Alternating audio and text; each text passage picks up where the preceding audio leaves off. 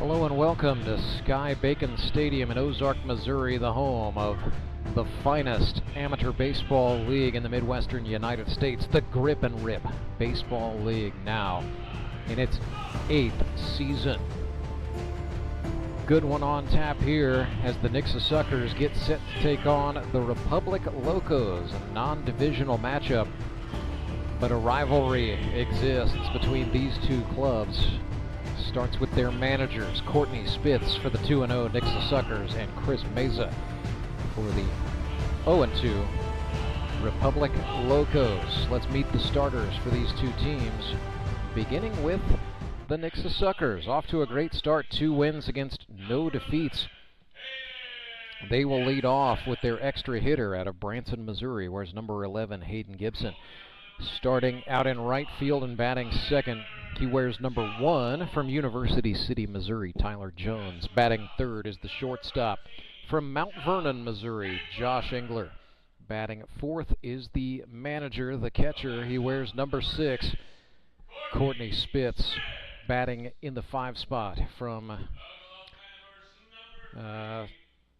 now lives in Springfield, Missouri, where he's a pastor. Playing first base, wears number 3, that's Clay Odell. Batting 6th from Nixa, Missouri, the center fielder, number 8, Ryan Cram. Batting in the 7th spot is the third baseman from Billings, Missouri, number 14, Wyatt Gold. Batting 8th, the second baseman from Springfield, Missouri, where he went to Hillcrest High School, number 7, Adam Barton. And pitching today for the Nixa Suckers wears number 25, second game ever in the GRBL for this fireballing rookie right-hander out of Missouri State University, Logan Wiley, 26 years old, played professionally in the Frontier League with the Windy City Thunderbolts. He's thrown 3 innings thus far in his GRBL career, all of them scoreless, and he struck out 6 batters. So it's Gibson, Jones, Engler, Spitz, Odell, Cram, Wade, Gold, Barton, and Wiley for the Nixa Suckers, with Logan Wiley, the rookie, throwing pitches to his veteran battery mate, Courtney Spitz.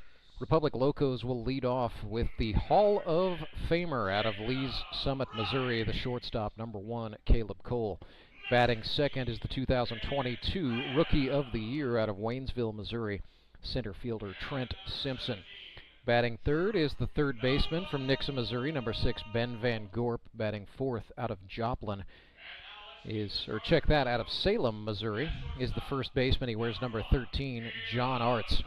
Batting fifth, the catcher from Woodstock, Georgia, Cole Hazelhorst. Batting in the 7th spot is the second baseman from Waynesville, Missouri, Trey Simpson. Chris Meza out of Chicago, Illinois, wears number 24. He is the extra hitter and the Locos player manager. In the 8th spot is the right fielder, number 5, Todd Tolbert. Then we've got Chandler Maples batting at 9th. He is from Clever, Missouri, wears number 2. And batting in the 10 spot from Joplin, Missouri, the designated hitter, number 9, John Bortz. So it's Cole, Trent Simpson, Van Gorp, Arts, Hazelhorst, Trey Simpson, Mesa, Tolbert, Maples, and Bortz for the Republic Locos. Battery mates to get this started. It will be Cole Hazelhorst behind the plate, receiving pitches from a right-handed rookie, originally from St. Louis, Missouri, where he went to Melville High School. Now lives in Lamar, Missouri, I understand, out of Missouri Southern State University, Ethan Stinger.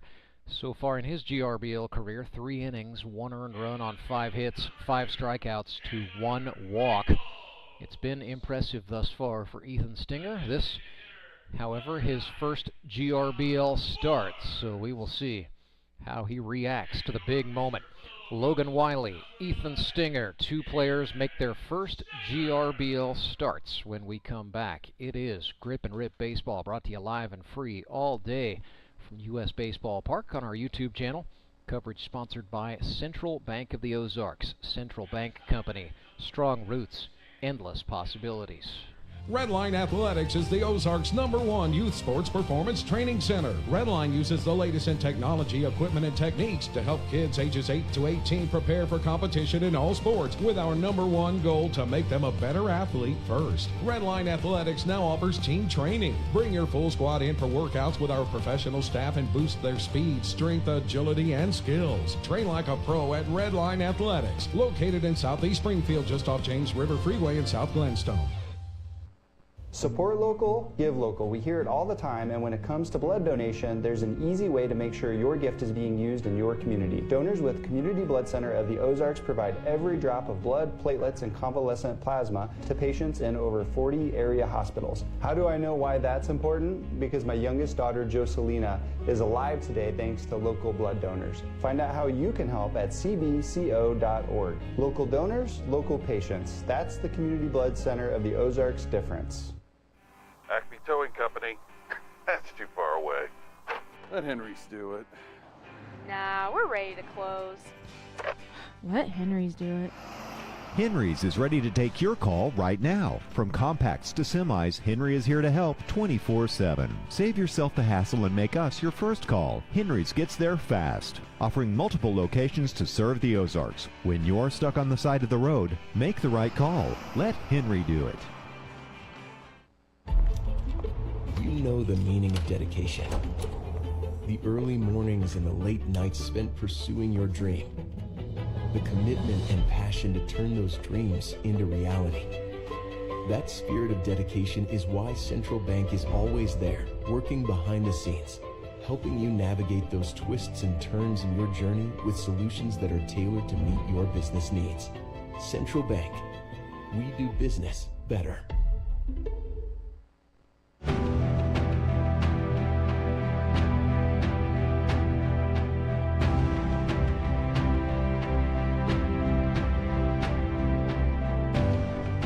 Right-hander Ethan Stinger will have the ball to start for the Republic Locos. 0-2, looking for their first victory on the 2023 campaign, trying to grab it before the Labor Day holiday break.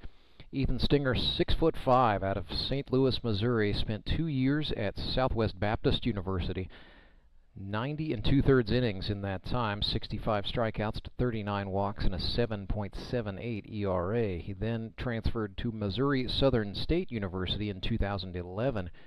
Had 10 starts for the Lions, 70 innings pitched, 74 hits allowed, 31 earned runs, struck out 39 and walked 21. It was a 3.99 ERA for Stinger at Missouri Southern with a 5-2 win-loss record. Emerged from all of that with an accounting degree and has popped up 11 years later as a member of the Republic Locos in the Grip and Rip Baseball League. My understanding is he got himself ready to throw by pacing off 60 feet 6 inches in his yard and throwing baseballs into a hay bale. And here he is, making his first GRBL start. Gotta love a story like that. Ethan Stinger. He's impressed thus far. 3 innings. He's allowed 1 earned run on 5 hits, struck out 5, and walked a batter. What has impressed me about Stinger is he has been a strike thrower. Usually that is the biggest thing you see, particularly with pitchers who have been away from baseball as long as he has. When they come out and try to throw in this league, they often struggle to find the zone, but Stinger has showed pretty good command and some pretty good velocity to go with it. But this will be a big test as the Nixa Suckers come into this game 2-0 and in command of first place in the Grip and Rip Baseball League's South Division.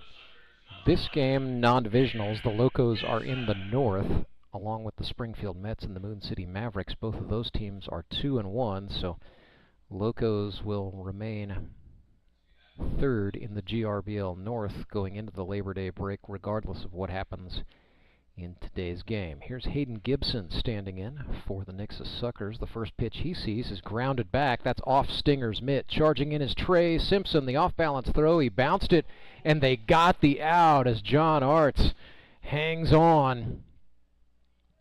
fantastic way to start if you are the Republic Locos. A grounder and a spectacular adjustment and an off-balance leaning throw from Trey Simpson. Here's Tyler Jones, one of the GRBL's all-time best outfielders, coming to the dish here. First time in a Nixa Suckers uniform. He is 1 for 3 with the Fish, with a couple of runs scored. Comes into today's game with 43 hits in his grip and rip career and 32 runs batted in. Tyler Jones, no doubt, at his best when he's got runners on. But batting with the sheets clean here. 1-0 pitch, swung on and lifted, tailing foul, third base side. That will get out of play. So Tyler Jones, born in St. Louis, went to University City High School, moved to Springfield, Missouri to go to Missouri State University, and that's worked out.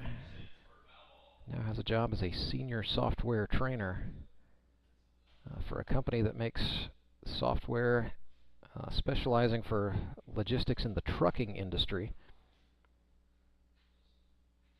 Carmack swung and missed there. So Tyler Jones has fallen behind the big right-hander Ethan Stinger. Ball and 2 strikes. Stinger kicks and deals, an inside-out swing from Jones. This is tailing, but Caleb Cole ranges over and makes the catch, avoiding the collision with the third baseman Ben Van Gorp.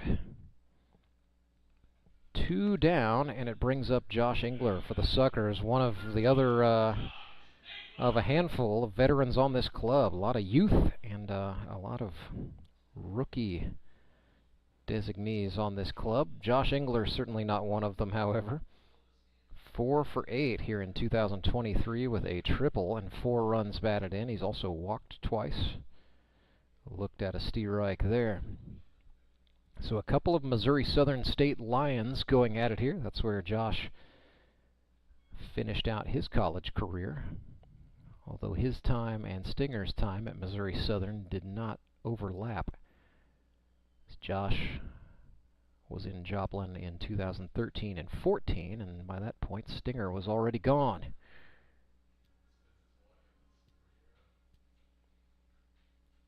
One and one. A little bit of a breeze is kicked up out of the north-northeast. The sun is back out here in Ozark.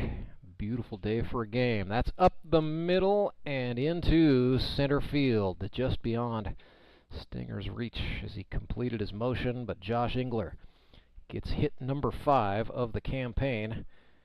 It's a 2-out base hit here in the top of the first.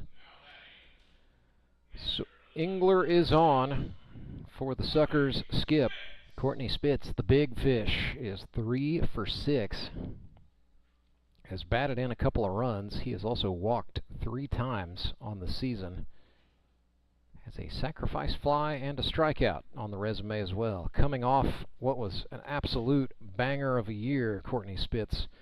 2022, he had 14 hits, including a home run over the wall in right field, had a couple of inside the park home runs, and 2 triples.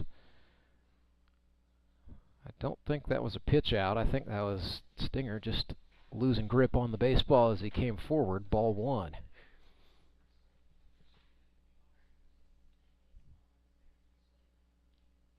Swing and a drive for Spitz out into right field.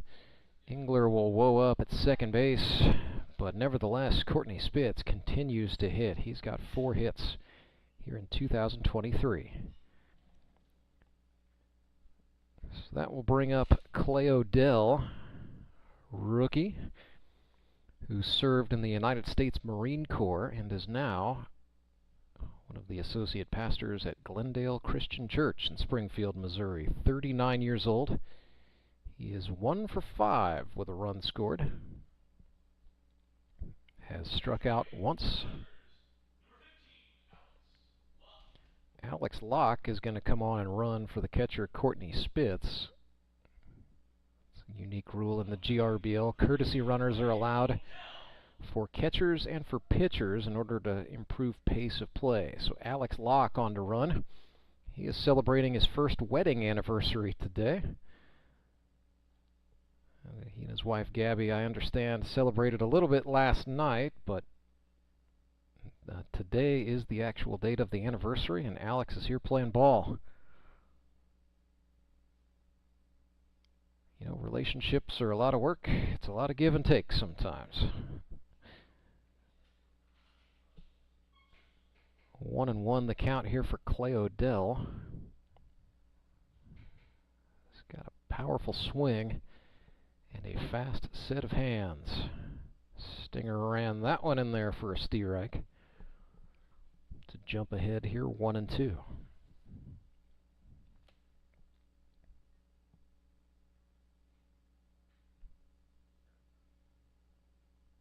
That is way outside, but a nice stab for Hazelhorst. And the Locos catcher is now going to have a quick word with the hurler.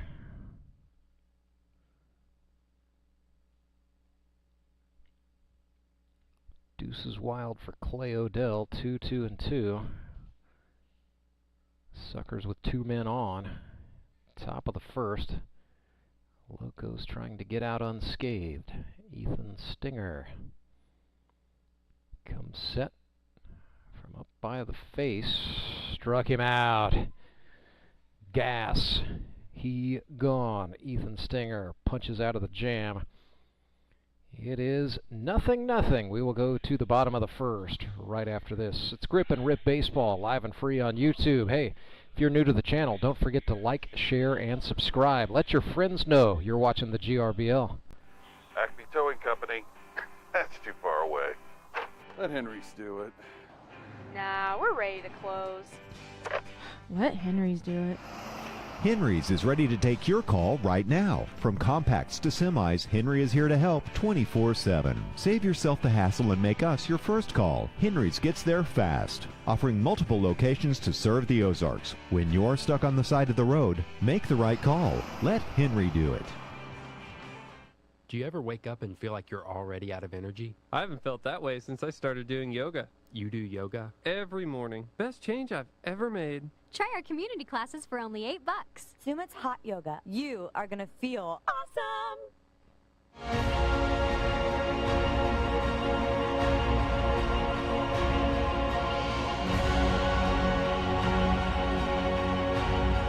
Here comes the highly anticipated first start in the Grip and Rip Baseball League career of number 25, Logan Wiley on the hill for the Nixa Suckers. Logan Wiley, 26 years old, played high school baseball at Kickapoo in Springfield, Missouri, then went to Kansas State University, ended up transferring and finished out at Missouri State University. In 2021, he was playing for the Windy City Thunderbolts in the Frontier League.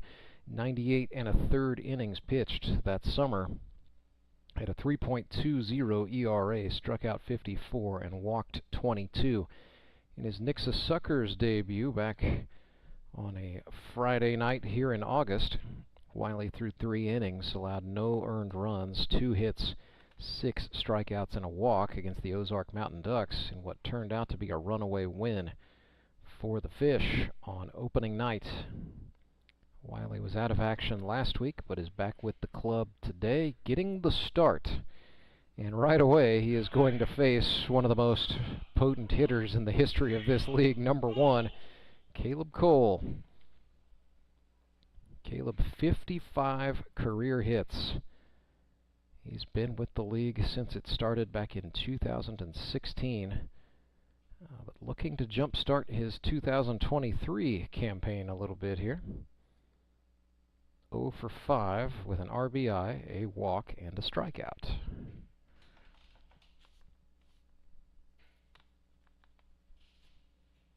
Swing and a foul ball back. It's Caleb Cole out of Fair Grove, Missouri, where he lives on a very well-kept farm with his wife Olivia and their daughter Nora. Originally out of Lee's Summit. Went to Lee's Summit North High School. Got bent around there, getting out of the way of a high and tight heater from Logan Wiley. 2-1.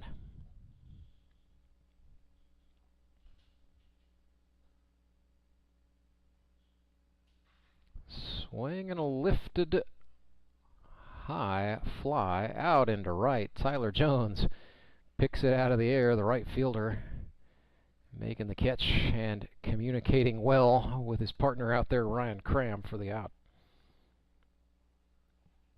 It's going to bring up Trent Simpson, playing with his brother Trey for the first time in a long time. Trent was a rookie last year with Republic, got 16 hits in 33 at-bats, hit .485. A little bit of a slower start here in 2023 as he looks at a strike. He is 1 for 8 for the campaign, the lone officer from Patio. There's a lot of strong GRBL connections with that company. They do home lending, largely via the internet.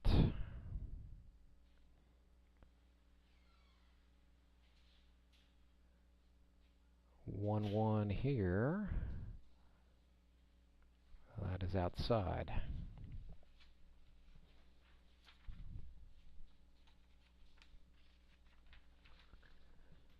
Two and one to Trent Simpson.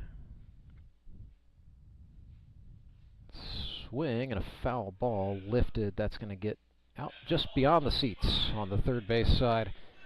So this year, Trent's player sponsor, Sydney Simpson Digital. That's his wife's company. Do all kinds of online and social media marketing and other cool creative stuff too. 2-2. Wiley took Simpson upstairs, got the strikeout. So down goes Simpson. Logan Wiley logs the K, the 7th of his GRBL career.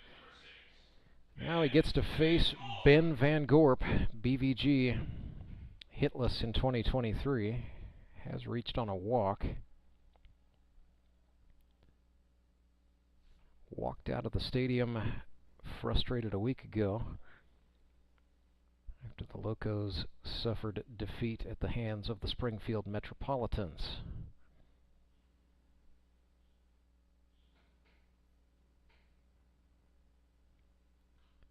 BVG fouls that one way back. That is probably going to end up in the parking lot out behind home plate. Van Gorp from Nixa, Missouri, went to Evangel University in Springfield. Now works for Cox Health.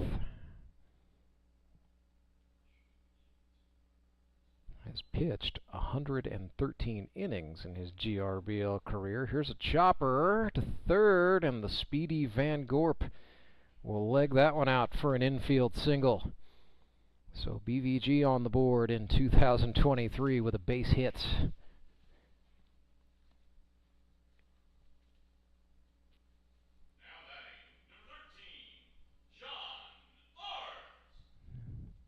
He is on for John Arts, Big Country. Out of Salem, Missouri. Now lives in Springfield. 24 years old. Looked at a strike there from Wiley. A barber by trade. And I can tell you firsthand, he does a good job.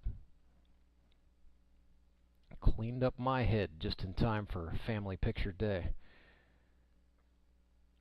0-1 is a steerike thrown on the outer half to the left-handed Arts. He was an all-district and all South Central Association selection at Salem High School as a baseball player. 0-2.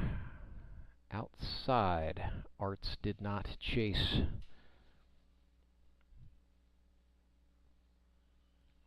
Arts was 8 for 23 with the Mountain Ducks a season ago. Best of his 2 seasons swinging it. Here's a chopper right side to the second baseman, and that is handled plenty of time. Adam Barton got the ball to Odell to get the out. So Logan Wiley gave up an infield single, but other than that, a strikeout, and he is out of the inning. We are scoreless. 0-0, Suckers and Locos. Back for the second inning after this. Support local, give local. We hear it all the time, and when it comes to blood donation, there's an easy way to make sure your gift is being used in your community. Donors with Community Blood Center of the Ozarks provide every drop of blood, platelets, and convalescent plasma to patients in over 40 area hospitals. How do I know why that's important? Because my youngest daughter, Jocelina, is alive today thanks to local blood donors. Find out how you can help at cbco.org. Local donors, local patients. That's the Community Blood Center of the Ozarks difference.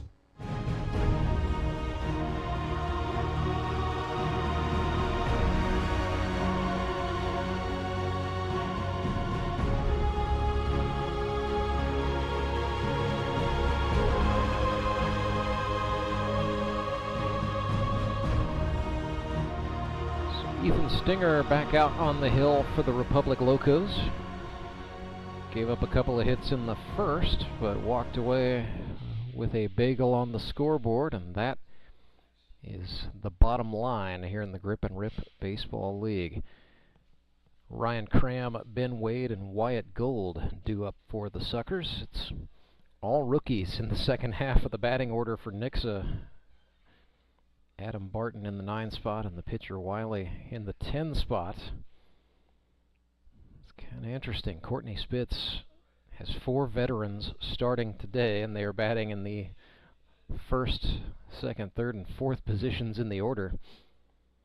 And then it's the young guns from there on out. This Nixa team, 9 true rookies on the roster, and then they also have Brock Faulkner and Tommy Schaefer, who have some GRBL experience, but both of those guys have been out of the league since 2019, so it is a young, youthful, exuberant Nixa Suckers club here in 2023, and I was asking Spitz about that. He said, I love drafting the young guys, I love the energy they bring, and some of them just don't get us all psyched up about who they're up against or what they're facing. They just go out there and play ball. Ryan Cram reached out and touched that one foul for a strike. Or check that, this is Ben Wade. No, this is Cram. My apologies. Ryan Cram. I'm all confused up here. So Ryan Cram out of Nixa, Missouri. Starter in center field today, 22 years old. This is popped into shallow center, but running in and grabbing it, Trent Simpson. Plus defense there for the Locos center fielder. Taking away a Texas leaguer from Ryan Cram for the first out. So this is Ben Wade, 22-year-old from Kansas City, Missouri. Played for St. Pius X High School. Was a 3-sport athlete there. Just finished out at Missouri State here in Springfield in May. Looked at a strike there. Wade, 2 for 7 with an RBI and a strikeout in his GRBL career. So off to a pretty nice start. Swings at an 0-1. This is chopped. Van Gorp, the third baseman, coming over the throw.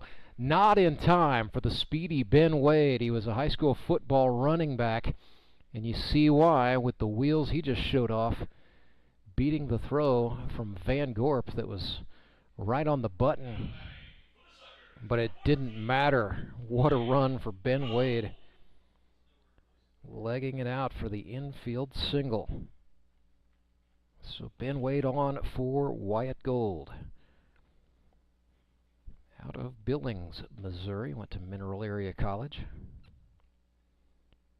Looking for his first GRBL hit. Hazelhorst out to visit with Stinger real quick. Not sure if that's about sequencing or if it is about hiding signs. Anyway, we'll see Ethan Stinger from the stretch here. Looks over at the speedy Wade. He will bring it from the chest. That's a strike thrown. Nothing fancy there, just a fastball. Ethan Stinger going right at Wyatt Gold. Wade takes off for second. The pitch came inside. There will be no throw. So Ben Wade watched the first pitch to get the timing down, and then he took off like a rocket to move up into scoring position. 0-0 the score, top of the first. Suckers have one out. It is 1-1 to Gold. Long look in for the pitcher Stinger. Looks back at Wade. Now comes home. Curveball. That bends into the zone for a strike. Pretty pitch from Ethan Stinger.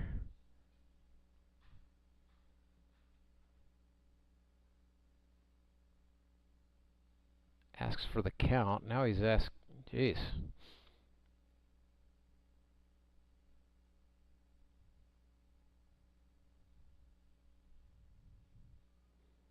Miscommunication, I think, between the battery mates is the reason for that visit.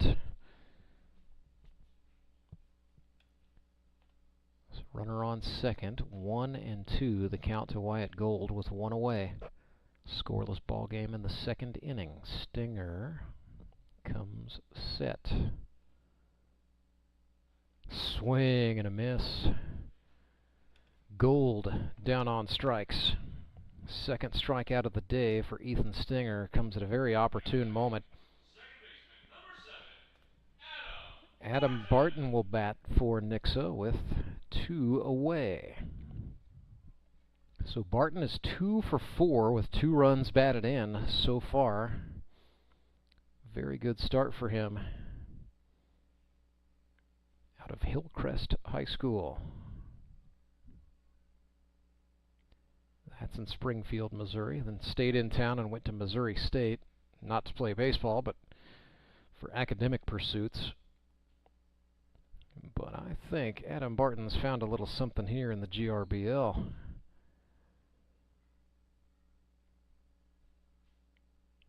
Oh, 1. He reached out. That is back to the hill. Stinger off the mound. His throw to first in time. It was a little bit interesting on the exchange. John Arts held onto the ball, got the out, then the ball ejected, but the out had been called, so the inning is over. 0-0 is the score. To the bottom of the second we go. It's Grip and Rib Baseball, live and free all day long on YouTube. I'm Nicole Cartmel with the Bank of Missouri. Whether you're looking to pay bills or make a big purchase, sometimes you need cash quickly to take that next step. A consumer loan might be a perfect option to help you live well, bank well. Sonia McClendon, one of our branch managers, is here to explain. Thank you, Nicole. We provide personal consumer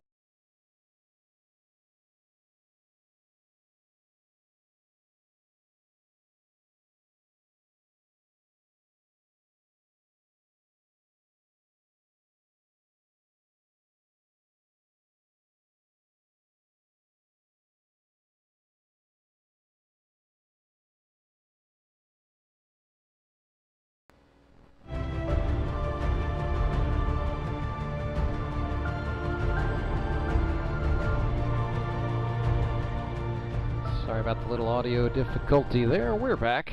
Big thank you to the Bank of Missouri, foul ball sponsor here in the Grip and Rib Baseball League. Go see Tony Lewis and the crew for all your banking needs. So Logan Wiley back to the hill for the second inning, scheduled to face Cole Hazelhorst, Trey Simpson, and Chris Mesa for the Locos. Todd father Todd Tolbert waits in the wings should anyone manage to reach. So Hazelhorst lives in Springfield, Missouri, originally from Woodstock, Georgia. 16 hits in his GRBL career. It's his 3rd season. Won a championship with Moon City in 2021. Was drafted to the Locos in 2022. This is his 2nd year with Republic. Recruited into the league by Zach Ralph. See Zach a little bit later tonight with the Ozark Mountain Ducks. But Zach, one of the more prominent recruiters in the league, has brought us quite a few solid mainstays over his time, Cole Hazelhorst included. So Cole is down 0-2 here against Logan Wiley.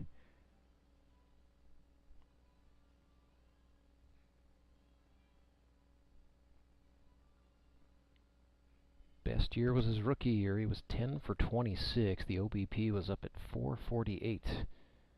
But looking to return to form here. Wiley threw him the gas. That's outside. 1-2. Fielders playing Hazelhorst pretty well straight away. Woo!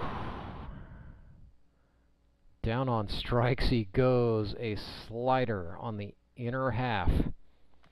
Hazelhorst looking. Second K of the day for Logan Wiley, and it brings up Trey Simpson. His brother Trent, also with the Locos. This is Trey's rookie year. He's 3 for 5 thus far with a couple of runs scored, so the debut's been pretty good for the utility man out of Waynesville, Missouri. He was a shortstop and a pitcher in high school, which a lot of very talented players are shortstops and pitchers in high school, but nonetheless, Trey's already shown a little versatility here with Republic. Getting the start at second base today. That was a hot shot liner.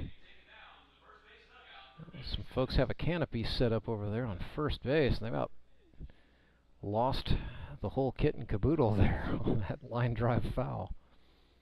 1-2. Ooh. So Simpson got a piece, and then it hit off his foot.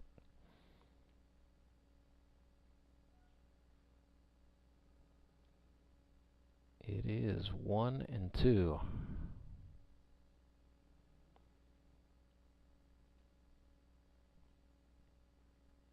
Breaking ball, swing and a miss. Logan Wiley threw absolute filth, back-to-back strikeouts for the young gun, and that will bring up the Locos skip, Chris Meza. He is 1 for 5 for the campaign, 2 runs batted in. He has walked. He has also struck out 3 times. So it's kind of been feast or famine for Chris thus far. Swing and a pop. That's going to go back over the net, foul. Back behind home plate. Chris out of Chicago, Illinois, went to the College of DuPage in suburban Chicago, transferred to Missouri State University, and finished out his degree in Spanish. Was working at the cheese factory for Kraft Foods up until he accepted a job with Greenwood Laboratory School, where he's going to be teaching Spanish and is the head coach of the Greenwood Blue Jays baseball team. 0-2 there, and Wiley turned him inside out. Logan Wiley strikes out the side, and we stay scoreless. 0-0. Suckers and Locos after 2. Let's head to the third. Redline Athletics is the Ozark's #1 youth sports performance training center. Redline uses the latest in technology, equipment, and techniques to help kids ages 8 to 18 prepare for competition in all sports, with our #1 goal to make them a better athlete first. Redline Athletics now offers team training. Bring your full squad in for workouts with our professional staff and boost their speed, strength, agility, and skills. Train like a pro at Redline Athletics, located in Southeast Springfield, just off James River Freeway in South Glenstone.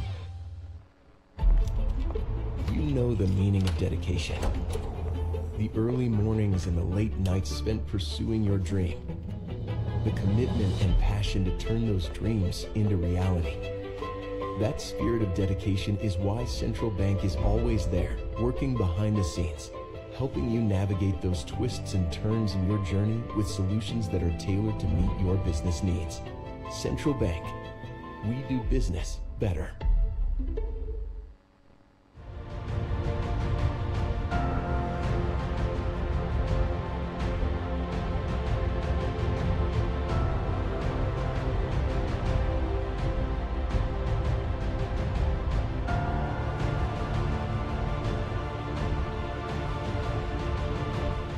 Been a good fight thus far between the starting pitchers. Ethan Stinger for the Locos, Logan Wiley for the Nixa Suckers, who just struck out the side. And Wiley has the bat in his hands, so he's going to go try to swing the stick here. It'll be Wiley, Gibson, and Jones for the Suckers here in the top of the third. No batting gloves for Logan Wiley. Just bare hands and lumber, and maybe an allegedly legal substance to improve the grip a touch. So Ethan Stinger back to work for the Locos. They do have John Bortz up and at least walking around in the bullpen down the right field line. So I would suspect Stinger may be in his third and final inning on the mound for the day.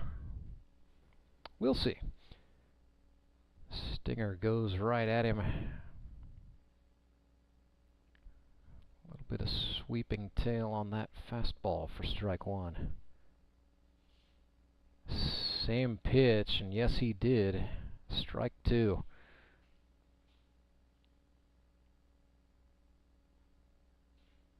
Wiley, pretty square right-handed stance. Stinger tried to get him to chase up and out. He did not.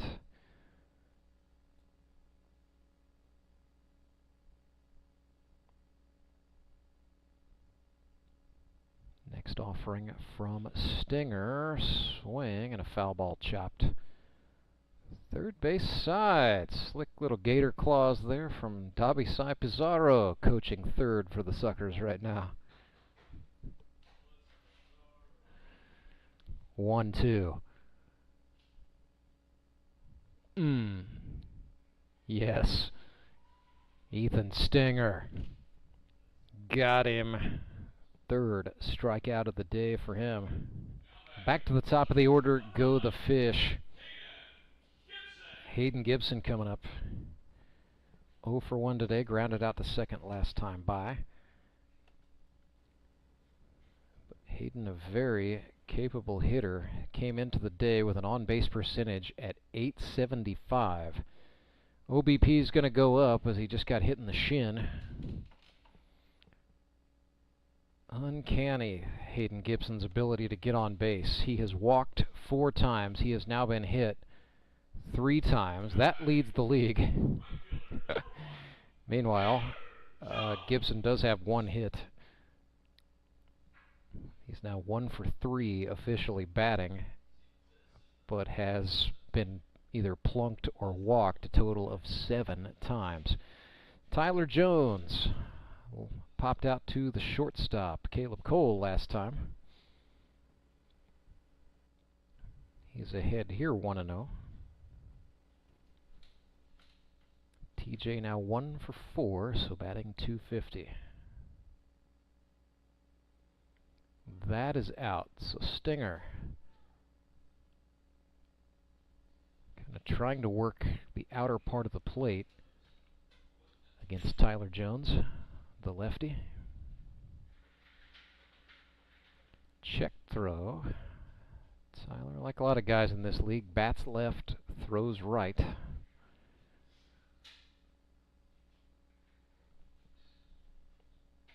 Likes to crowd in as well.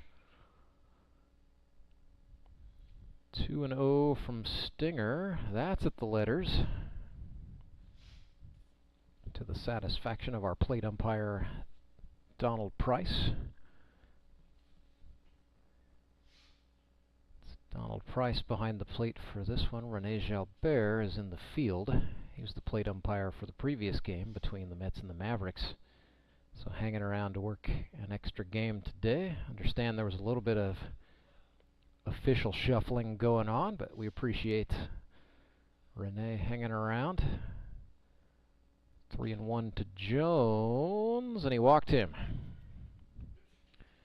So a little something brewing for the Suckers here. A hit by pitch to Gibson, a walk to Tyler Jones, and it puts 2 men on with 1 out for Josh Engler. He singled his first time up. Dribbled 1 out into center field. This is going to bring up a visit to the pitcher's mound, and the Locos skip, Chris Mesa, is going to talk this one over with Stinger. They do have Bortz out getting ready in the pen. I would think they would like for Ethan Stinger to just get out of this inning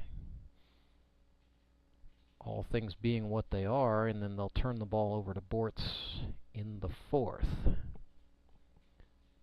That would be the game plan anyway, but the Suckers would like to spoil that and try to make Republic go to the pin earlier than planned. So the mound visit's over.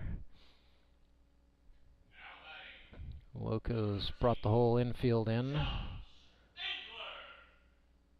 Now Ethan Stinger wants a new baseball. Donald Price will give it to him. So 1 out, Josh Engler comes into the batter's box. Josh now 5 for 9 this season. Swinging a very nice bat. Stinger comes set, looks back at Gibson, now sends a cement mixer that ran inside. 1-0.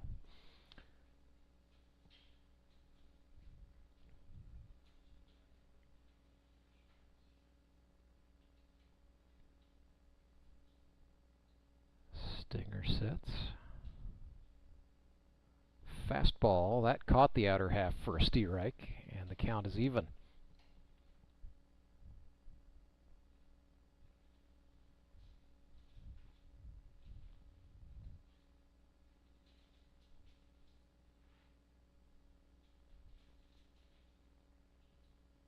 Stinger being careful with the pace with 2 men on here. It's 2-1. This game got going about 10 minutes after its scheduled start time. So we're now about 42 minutes old here. 2-1 to Engler. Swing and a foul ball back.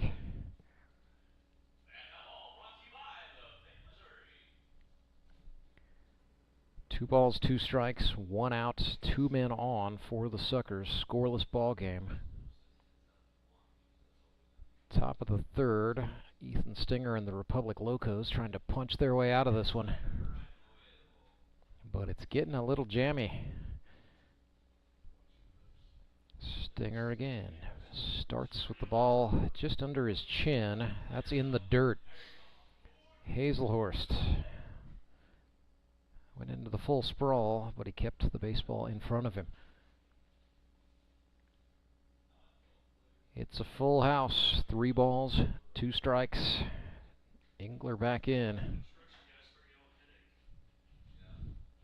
Big exhale from Engler.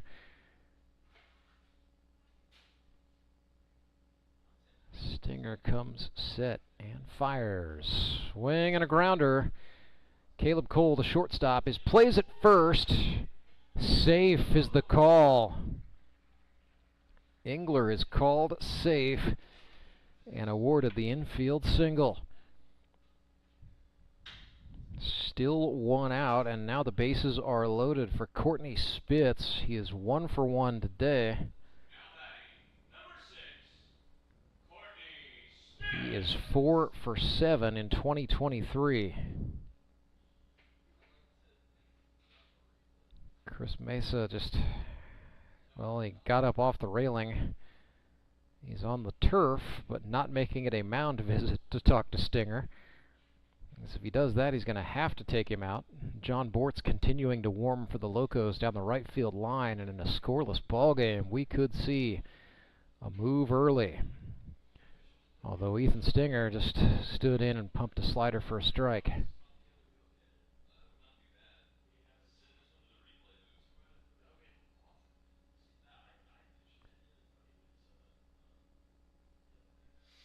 Nothing in 1 to Courtney Spitz. That's up and out.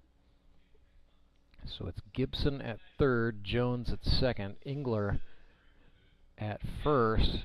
Pretty speedy group of base runners for the Nixa Suckers with their skipper batting.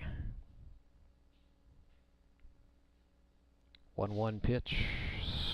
Took him upstairs. Spitz went up with it. Fouled that one off. I think that's in the men's restroom on the 3rd base side. Got way up there.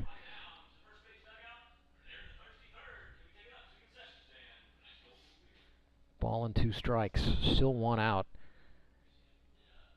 So the Suckers with an excellent opportunity here to break this scoreless deadlock.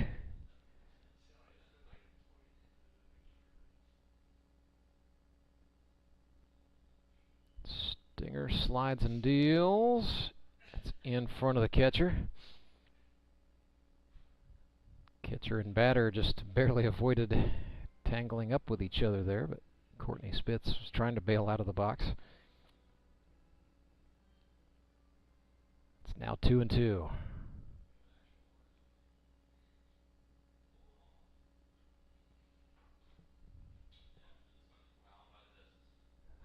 Stinger deals. Breaking ball down on strikes. Big strikeout there for Ethan Stinger, his 4th of the game. And that will bring up Clay Odell. So 2 outs and the bases loaded. Tie ball game. If you're Clay Odell, this is what you tried out for. Moments like this one. Stinger struck him out last time. Would love to do it again. Breaking ball in for a strike.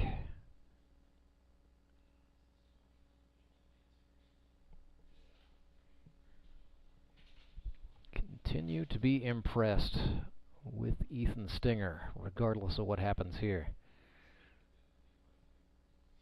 Nothing in 1 to Odell. Nope, he's going to step off. So we'll do it again. Stinger back to the rubber. Has what he wants from Hazelhorst. Comes set from the chest and fires home. That's a fastball down.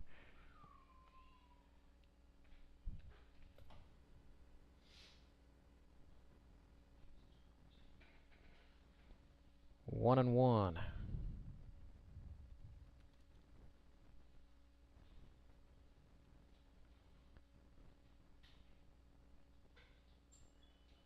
Swing and a miss there. So 1-2 to Clay Odell.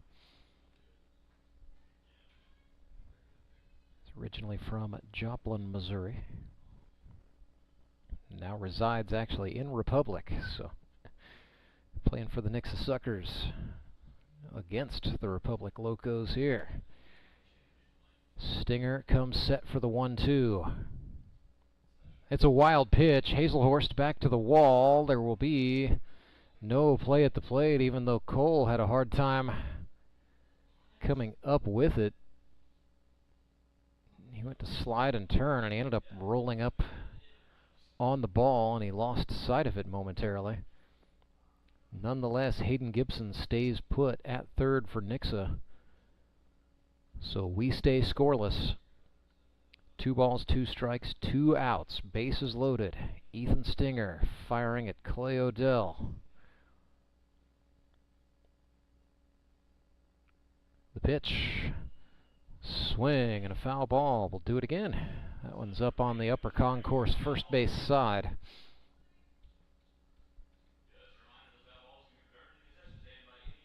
Tense moment for both teams.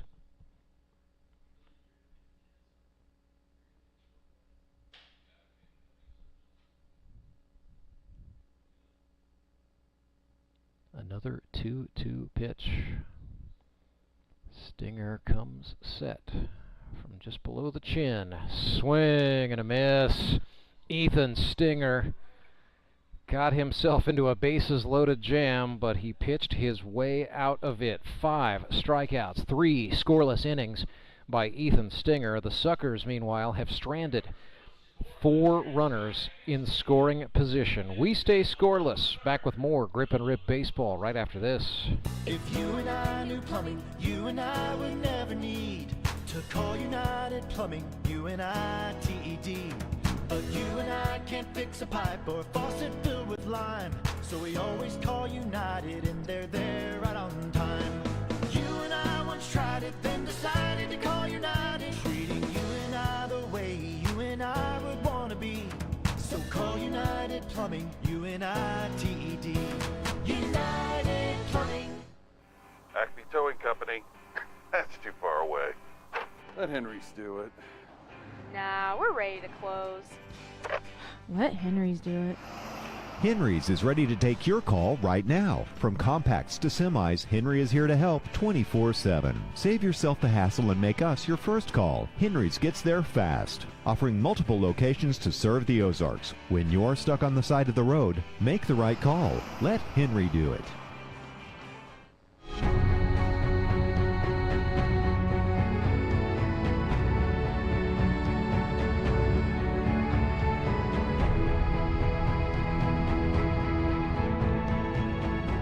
Logan Wiley back to the hill for the Nixa Suckers. 0-0 is the score. So if you're Logan Wiley, you just watched your team load the bases and come away empty-handed. Suckers have stranded 4 men in scoring position thus far. Headed into the bottom of the third. Todd Tolbert bats for the Locos. It'll be Tolbert, Maples, and Bortz for the Crazy Train. Facing Logan Wiley. Just went straight to the gas. Down and out, and Tolbert swung and missed. That is a strike on the outer half. So very quickly, Wiley ahead 0-2. Tolbert 1 for 4 on the season. Swinging a grounder to the shortstop. Engler with it for the Suckers. 3/4 dart over to first base for the out. It'll bring up Chandler Maples, left fielder out of Clever, Missouri. Teacher and a coach in his home school district of Clever. 1 for 4 with the Locos thus far. Oof, swung and missed. Big time there. Chandler Maples, like the pitcher Logan Wiley, went to Missouri State University, but walked away with a biology degree. This is lifted in the air into center field. Ryan Cram made the adjustment, the catch, and the out. John Bortz steps up here for Republic with 2 outs. He's from Joplin, Missouri, originally from Portage, Wisconsin. Second year in Grip and Rip. Bortzy is 1 for 1 batting this year.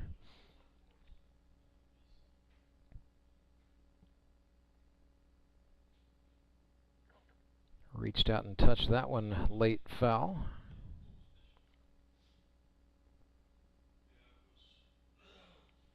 Bortz, 42 years old, works as a quality food safety manager.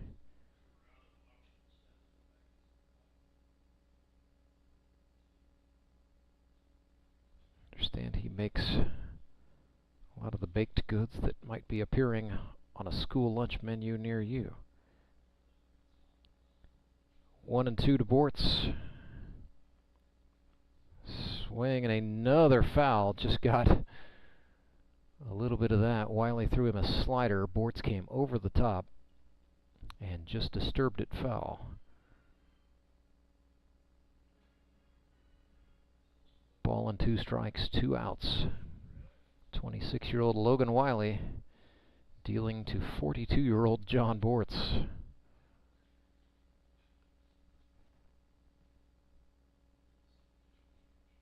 Two and two.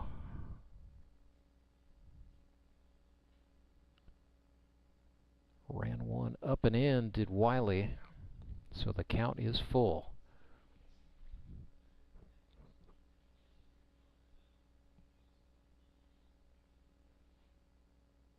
Payoff pitch. Bortz pops this one, tailing back over the screen. Just,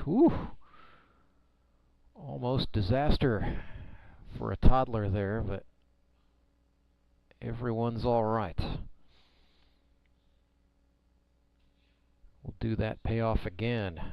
3 balls, 2 strikes. Logan Wiley trying to get out of the third. Looking. Down goes Bortz On a pitch that was on the inner half, says the man in charge. That's 5 strikeouts for Logan Wiley. That's 3 scoreless innings for the Suckers and Locos. We'll go to the 4th after this. I need a change. My workouts are too boring. Oh, I've got an amazing workout for you. Hot yoga. I've lost weight and I'm more flexible. Try our community classes for only $8. Sumit's hot yoga. You are gonna feel awesome. I'm Nicole Cartmel with the Bank of Missouri. Whether you're looking to pay bills or make a big purchase, sometimes you need cash quickly to take that next step. A consumer loan might be a perfect option to help you live well, bank well. Sonia McClendon, one of our branch managers, is here to explain. Thank you, Nicole. We provide personal consumer loans for almost any purpose, from building your credit to financing that new car. We offer competitive rates, and decisions are made locally so we can get you the money that you need quickly. But what makes our consumer loans unique is that personal touch. For example, I recently worked with a customer to secure a loan for a horse trailer. He could have went elsewhere, but he chose to work with his bank because of that personal relationship that we've built with him. Being able to work with your personal banker that you know and trust makes a big difference. That's right, because we work with our customers to help them live well, bank well. Get started at bankofmissouri.com.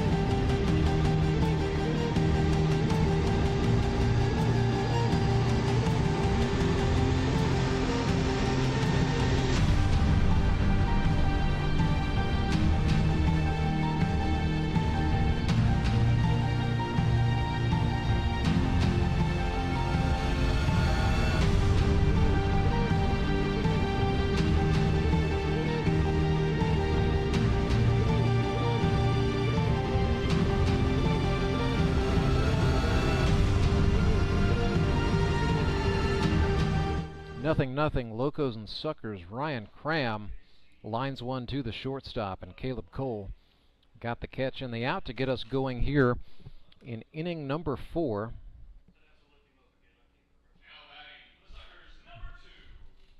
The development here is that the Locos have sent Ethan Stinger back out to the mound. He has been bending but not breaking. 5 strikeouts for Stinger. And with the 3+ designation, he can now go this 4th inning. He could pitch the 5th as well, but any Locos pitcher who comes on from this point forward will be limited to no more than 3 innings of work. So this is Ben Wade. And by virtue of seeing nothing in the way of activity in the Suckers pen, I am led to believe they're going to stick with Logan Wiley, who has faced 1 above the minimum. The 1-1 to Wade, no.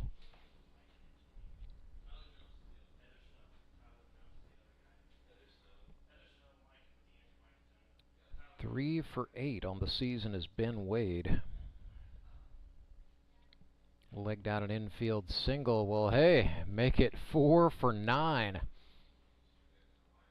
Don't look now, but Ben Wade's bat is getting hot. So that single out to right puts Wade on with 1 out for Wyatt Gold. Suckers have had base runners on every inning thus far and have come away empty-handed each time.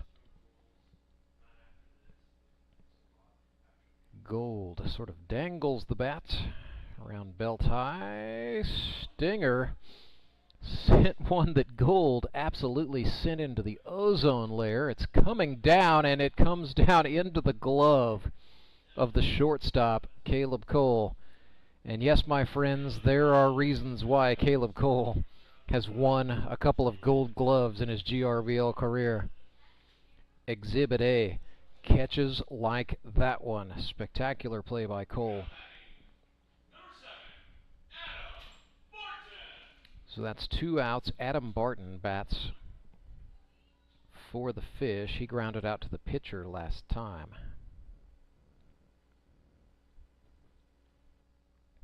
Barton out of Springfield, Missouri. Runner goes. Barton chops this one. It's going to go foul. So Ben Wade, I think once again will be a threat to steal. Kind of took one look at Ethan Stinger's stretch motion, and then he took off there on a 0-0 pitch. I am led to believe he's going to go for second base again. Just a short lead for Wade. Sort of dangles his right arm. Takes one more step. Stays put that time. They try to pick him. Nice idea by Hazelhorst. It's 1-1 the count. No, check that. 0-2 the count to Adam Barton. 0-2. Stinger could get out of it here. That is outside.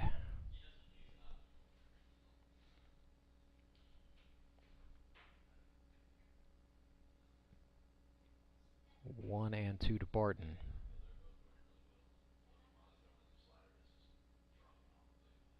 Wade took off, now hops back to first. Stinger stepped off.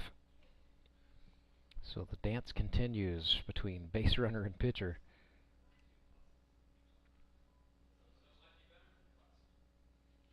Now Barton has stepped out. Now he's back in. Here we go. This game an hour and 2 minutes old now. That is out once again. So Ben Wade's base running, perhaps getting into Ethan Stinger's head a little bit. Barton has bounced back from being down 0-2, counts even. Deuce is wild, 2 balls, 2 strikes, 2 outs. Ethan Stinger comes set, no, it's a check throw. Wade just back in time. That was close.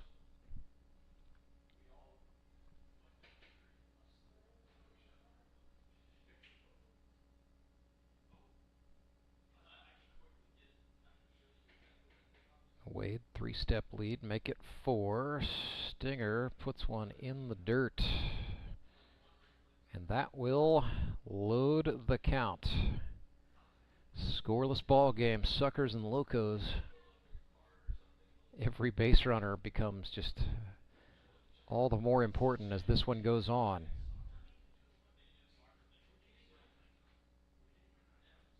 Ethan Stinger, payoff pitch, no. He stepped off.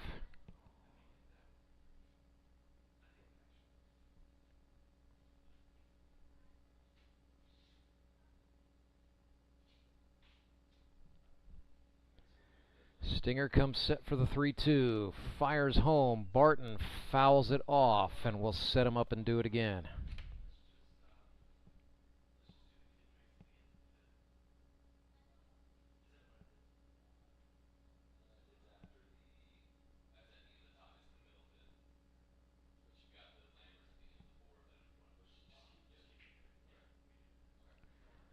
Another payoff coming to Adam Barton. Ethan Stinger deals. This is swung on and lifted in the air, left center field, tailing down, but caught by the left fielder for the Locos. That is Chandler Maples making the grab on the run, and the Suckers have stranded another. 0-0 the score, headed into the bottom of the 4th. Back right after this. Support local, give local. We hear it all the time, and when it comes to blood donation, there's an easy way to make sure your gift is being used in your community. Donors with Community Blood Center of the Ozarks provide every drop of blood, platelets, and convalescent plasma to patients in over 40 area hospitals. How do I know why that's important? Because my youngest daughter, Joselina, is alive today thanks to local blood donors. Find out how you can help at cbco.org. Local donors, local patients. That's the Community Blood Center of the Ozarks difference. Do you ever wake up and feel like you're already out of energy? I haven't felt that way since I started doing yoga. You do yoga? Every morning. Best change I've ever made. Try our community classes for only $8. Sumit's hot yoga. You are gonna feel awesome!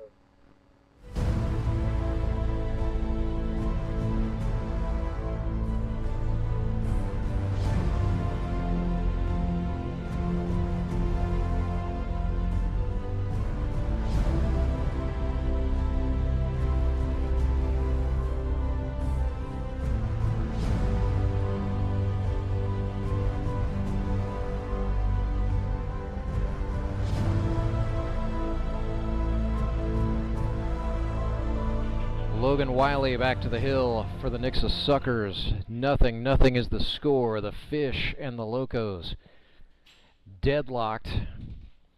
This will be Wiley's second trip through the Republic order. He will face the leadoff man, Caleb Cole, followed by Trent Simpson and Ben Van Gorp. Locos have had just one base runner thus far. That was BVG back in the first inning. So here's Caleb Cole. Looking to add to that career tally of 55 hits. Took an inside-out swing at that one, and it's fouled off. Suckers playing pretty straight away and at standard depth for Caleb Cole.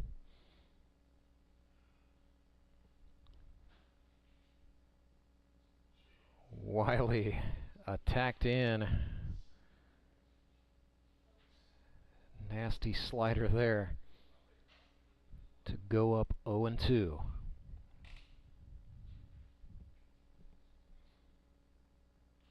Cole lifts this one into right. Tyler Jones ranges over and makes the grab for the out. Second time Caleb Cole has flown out to Tyler Jones in this game. Bring up Trent Simpson. He struck out last time.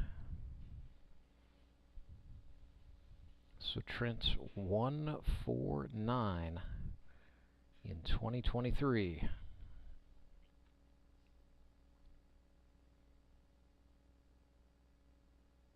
Wiley deals, and Simpson makes it 2 for 10 in 2023. So the batting average ticks up. It's a single down the left field line. And Simpson is aboard, just the second hit Wiley has surrendered in this ball game.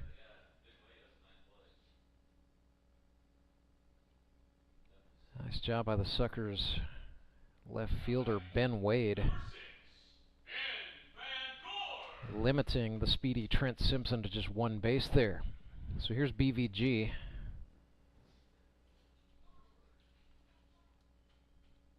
One for 7 is Van Gorp.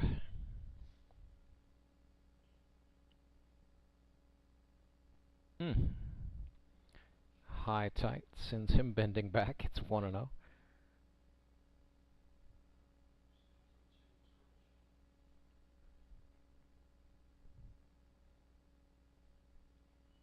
There's a strike thrown by Wiley.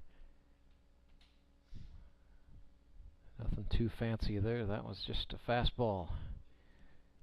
Albeit a fast fastball, especially by the standards here in the grip and rip. That ran high and tight, sending Van Gorp ducking out of the way. So he's ahead here 2-1. BVG's best season swinging it would have been 2021. He was 8 for 22 with 5 runs batted in that year. Playing for the playing for the Springfield Metropolitans. He was with the Showmen in 2020. Was with the Mountain Ducks last year, so this is BVG's 4th team, 4th manager in 4 years. Counts even 2-2. Wiley threw him a fastball for a strike. The cheese at the knees. Van Gorp not happy with the call. Gonna have to be careful if he continues arguing balls and strikes like that. Might earn an extra week off. Here's John Arts. 6th strikeout for Logan Wiley today. In the 4th. 2 out, 1 on.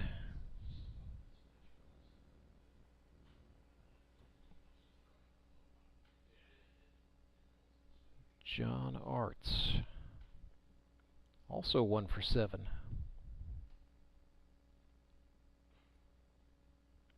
Looked at a ball on the outer half, ball 2.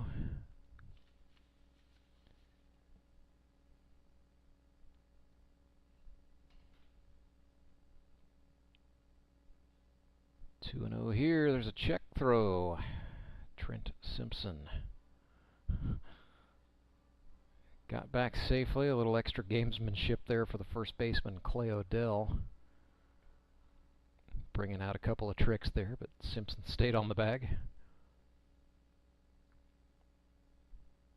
Now the 2-0 from Wiley. Swung on and missed. Arts went over the top of a slider.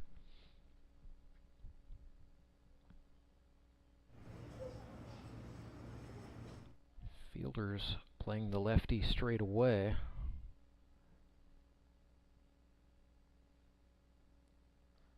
Two one swung on and missed. So Wiley dipped that one on the outer part of the zone.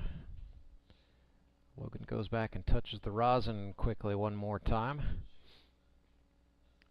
2 outs, 2 balls, 2 strikes. Scoreless game. In the 4th, Logan Wiley comes set from the chest. Nope, we're going to have another check. Another dive back from Trent Simpson. He's safe.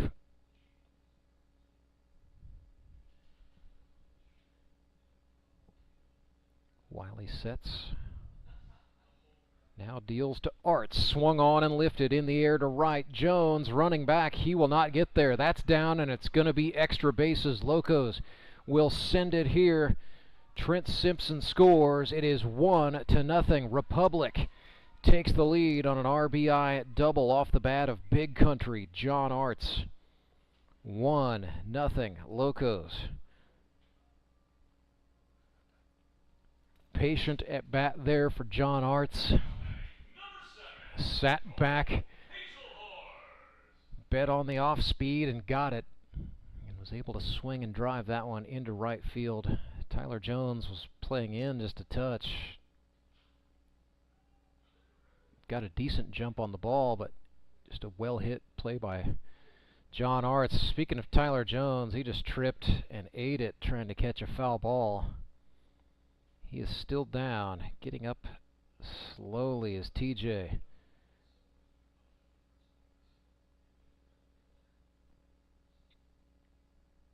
I think that is equal parts pain and frustration for Tyler Jones out there in right.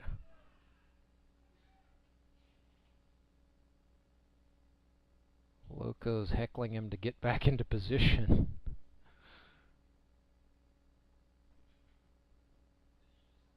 Oh, and 1 here to Cole Hazelhorst. Well, the yard sale is over. Tyler Jones back up. He's going to hang in there. John Arts, the runner at second for Republic. Wiley comes set.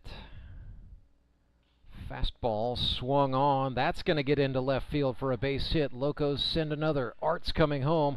Good throw by Wade. Play at the plate. He got him.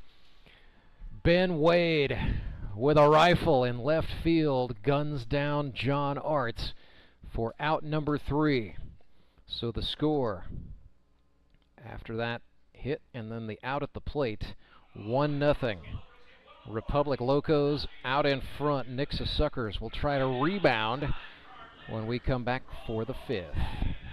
Redline Athletics is the Ozark's #1 youth sports performance training center. Redline uses the latest in technology, equipment, and techniques to help kids ages 8 to 18 prepare for competition in all sports, with our #1 goal to make them a better athlete first. Redline Athletics now offers team training. Bring your full squad in for workouts with our professional staff and boost their speed, strength, agility, and skills. Train like a pro at Redline Athletics, located in Southeast Springfield, just off James River Freeway in South Glenstone.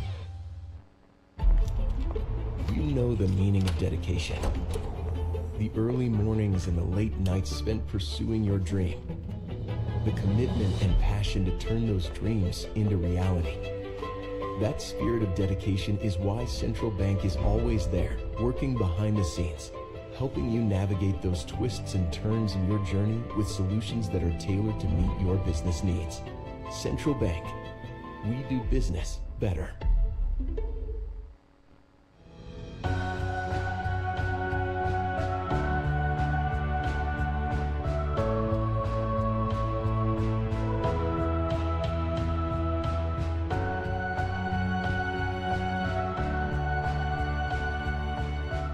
Henry's towing pitching change for the Republic Locos. They call on the right-hander John Bortz to come on in relief of Ethan Stinger with the score Republic 1, Nixa 0. Suckers coming to bat here in the top of the 5th. Ethan Stinger's line for the day, 4 innings pitched. He scattered 5 hits. Yeah, Suckers got base runners on in every inning, but it was bend but don't break for Ethan Stinger, who also had 5 strikeouts to go with 1 walk and a hit batsman. So John Bortz on for Republic. Bortzy on the year, 5 innings. He's allowed 3 earned runs on 7 hits, struck out 9.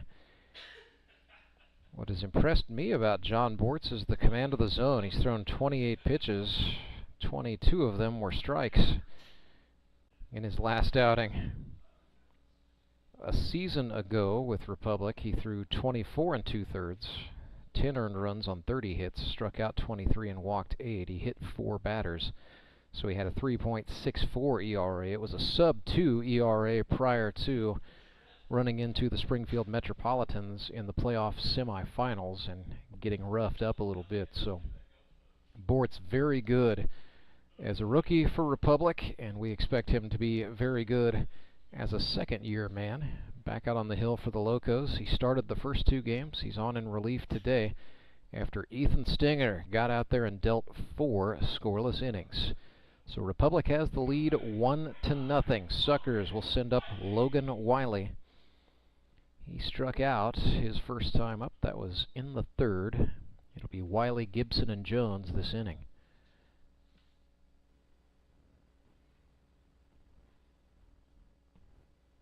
And before Bortz has thrown a pitch, he's got a visit from his catcher. This has got to be a failure to communicate.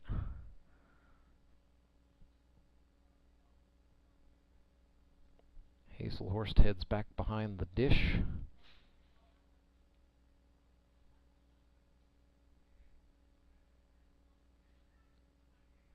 Bortz rocks and deals. Wiley turned on one. That's going back to the wall. 1 hop and it is off the wall. Extra bases for Logan Wiley.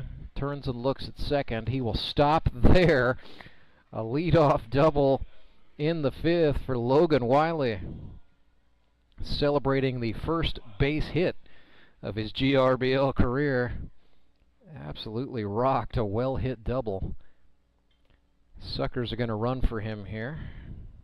So this is Brock Faulkner on to run. And right away, he's in scoring position for Hayden Gibson. Grounded out to second as it has been hit by a pitch. Hayden Gibson 1 for 3 on the year with 4 walks and 3 hit by pitches. Nobody takes the free ride more than Gibson. Looked at a strike there.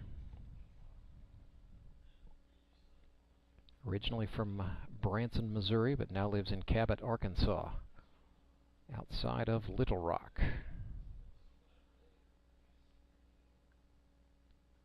0-1 from Bortz, swung on and missed. That was heat, and yeah, John Bortz is jazzed up. He's ahead here, 0-2. Comes set from the midsection. Feigned a check throw back to Caleb Cole. That sent the runner Faulkner back.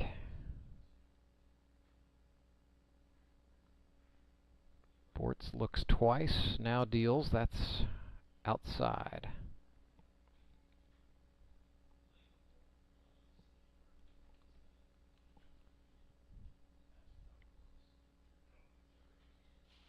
Locos have Ben Graham walking out to the bullpen in right field, along with the backup catcher Darrell Neighbors. So lends me to believe we're going to see Ben Graham come throw a little later today.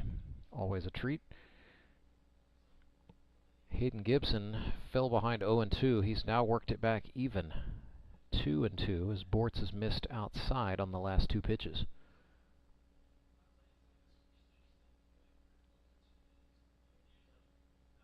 Runner feigned a takeoff. And stopped. Gibson goes down on strikes looking. Essentially, I was looking for the punch-out call from Donald Price.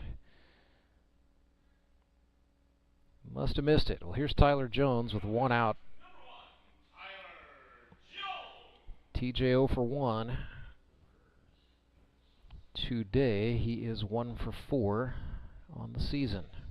Took a walk in the 3rd. Now the runner Faulkner takes off. There will be no throw. Brock Faulkner swipes third base.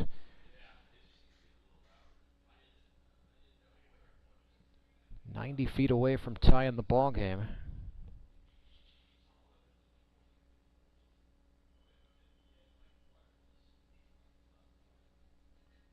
Suckers trail the Locos 1-0. The 1-0 pitch to Tyler Jones, swung on, fouled back.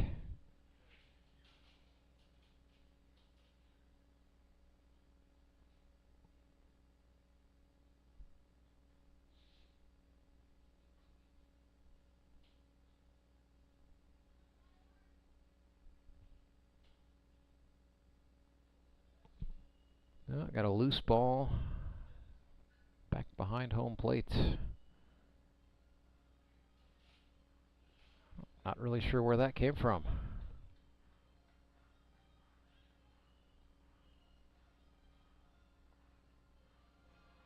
Now Caleb Cole, the Locos shortstop, is having a little bit of a chat with the pitcher John Bortz.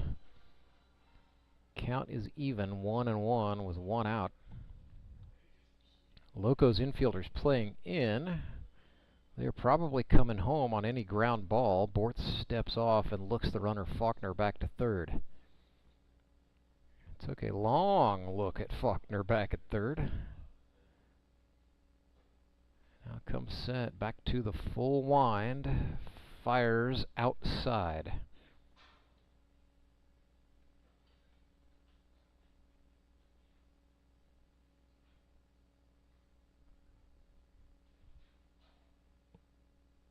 Two-one pitch. Slider for a strike.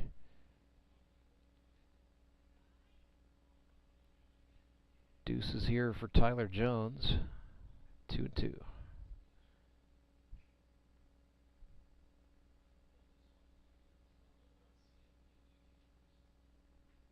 Swung on and popped. This is tailing back toward the net. Hazelhorst, the catcher, no, he didn't come up with it.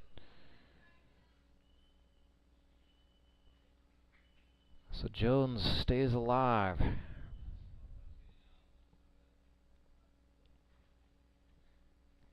Fielders will reset. We'll do the 2-2 again.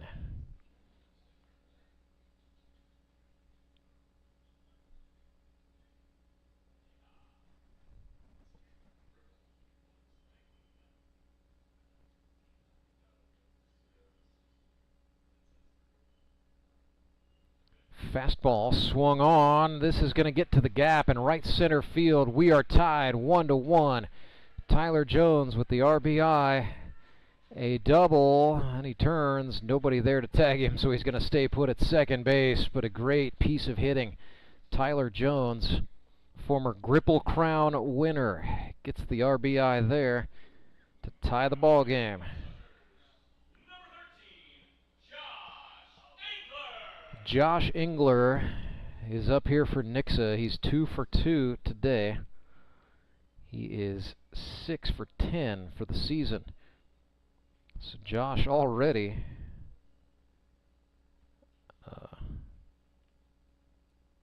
managing to outperform his hit total from 2022. Bortz sets and deals. Slider for a strike. That was filth.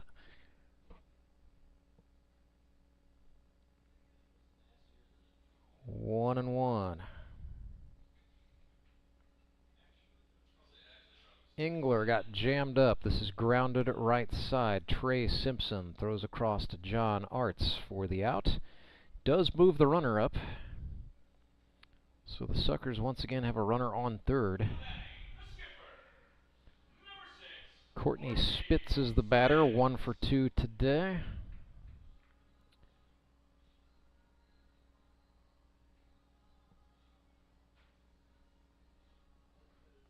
Suckers have stranded 4 men in scoring position in this game. 2 outs and a runner on third for Courtney Spitz. Now the catcher Hazelhorst standing up. Not exactly sure what that's about.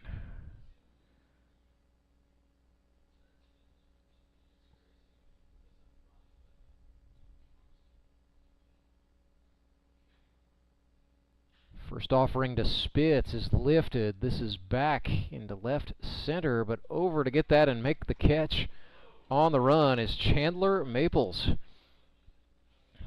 Locos had a little bit of a shift on in the outfield, so Chandler Maples had to range over to make the grab. Nevertheless, he hauls it in. We are tied 1-1, headed into the bottom of the 5th. Acme Towing Company. That's too far away. Let Henry's do it. Nah, we're ready to close. Let Henry's do it. Henry's is ready to take your call right now. From compacts to semis, Henry is here to help 24/7. Save yourself the hassle and make us your first call. Henry's gets there fast, offering multiple locations to serve the Ozarks. When you're stuck on the side of the road, make the right call. Let Henry do it. You know the meaning of dedication. The early mornings and the late nights spent pursuing your dream. The commitment and passion to turn those dreams into reality. That spirit of dedication is why Central Bank is always there, working behind the scenes, helping you navigate those twists and turns in your journey with solutions that are tailored to meet your business needs. Central Bank. We do business better.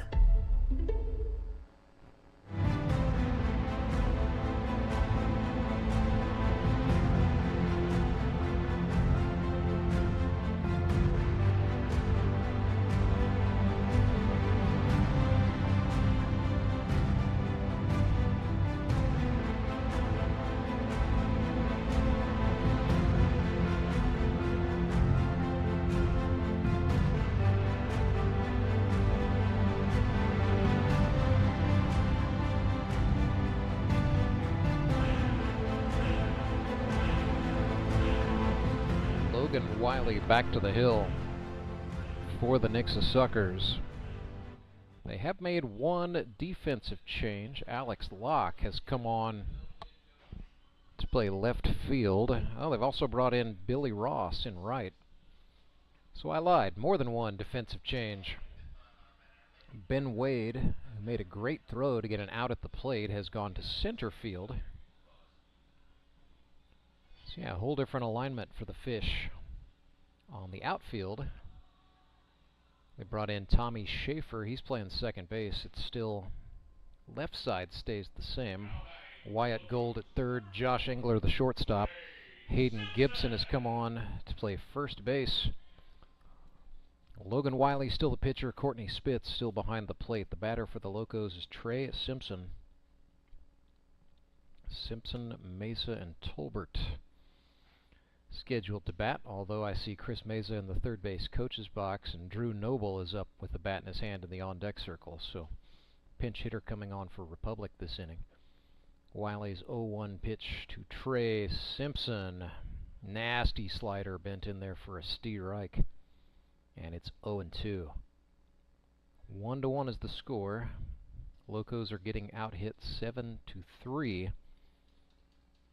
Took advantage of a big John Arts RBI double in the 4th to jump out to a lead, but the Suckers just answered in the 5th with an RBI double by Tyler Jones. 1-2 pitch, swing and a grounder. That is going to be in play, third base side. No. Foul ball.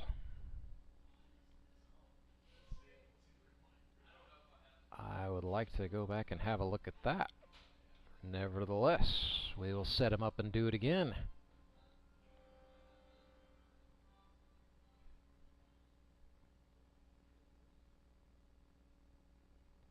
One and two. Wiley deals. Ran that one in. That evens the count.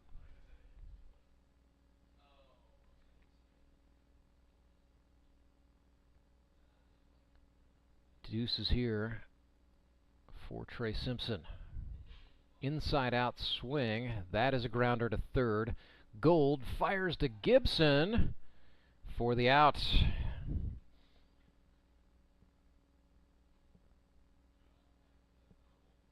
One away. Drew Noble bats for Republic. Noble hitting for Chris Mesa here. Noble out of Aurora, Missouri by way of Eudora, Kansas. He is 1 for 4 with a run batted in. This is his first year in the grip and rip. Out of Missouri Southern. That is laced down the left field line. Could be extras for Noble. Lock up with it. Throws that in and hits the cutoff man. But yeah, that is a stand-up double for Drew Noble. Blowing the train horn as he stands on top, second base.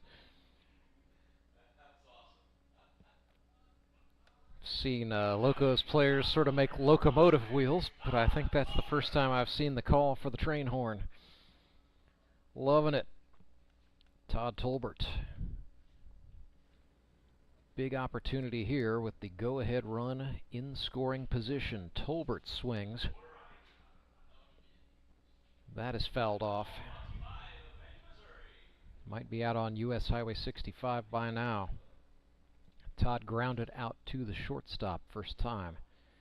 He is now 1 for 5 here in 2023.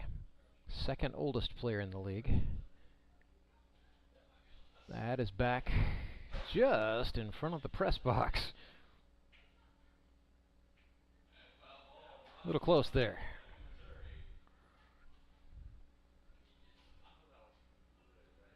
Oh-2 to the Todd father, Logan Wiley.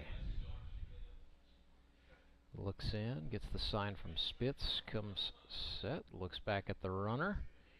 Wiley from the chest. Swing and a chopper. Gold, the third baseman, with it for the Suckers. Fires across. That's in time. Suckers throw back across. Oh, Noble is going to be safe at third as Josh Engler couldn't quite hang on.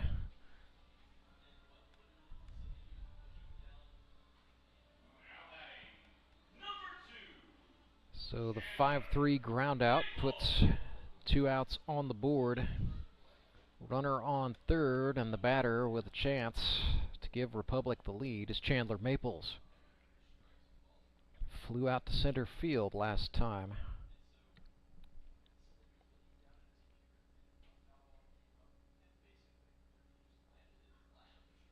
Maples, a Missouri State University graduate. Starting a new career in education. He was a wildlife scientist.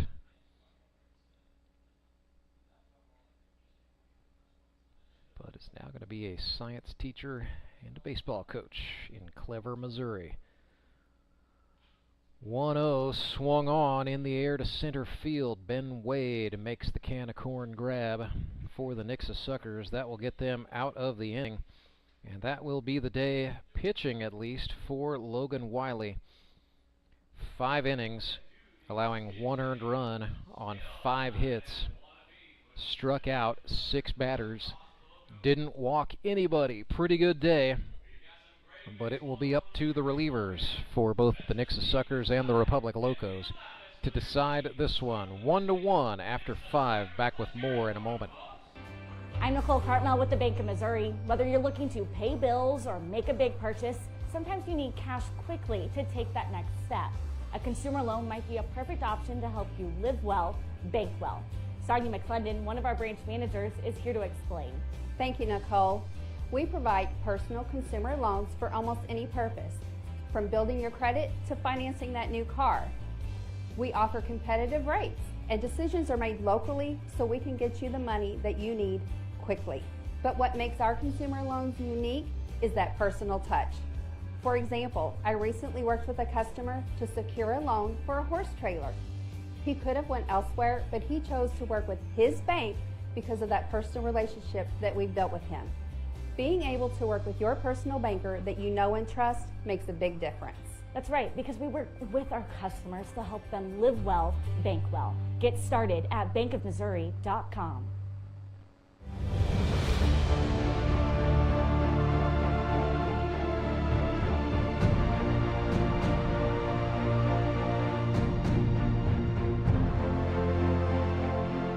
John Bortz, the father of 4.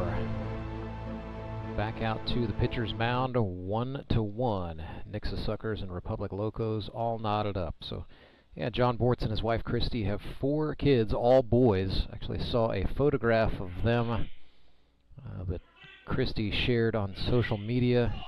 4 guys getting ready for their first days of school.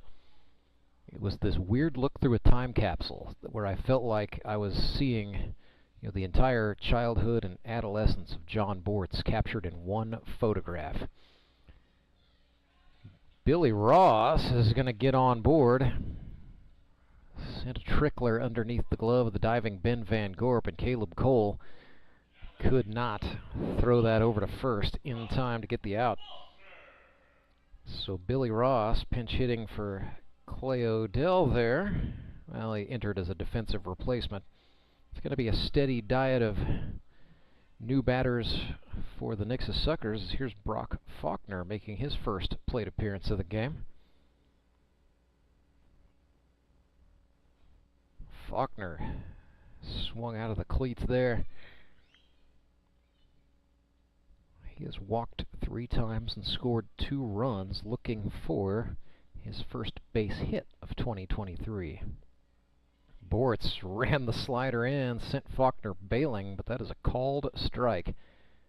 Just like that, it is 0-2 to the plumber.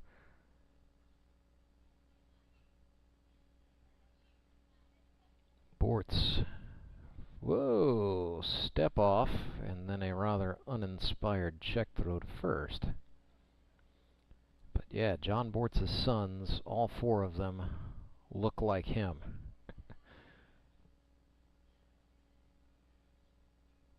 Handsome bunch of dudes. That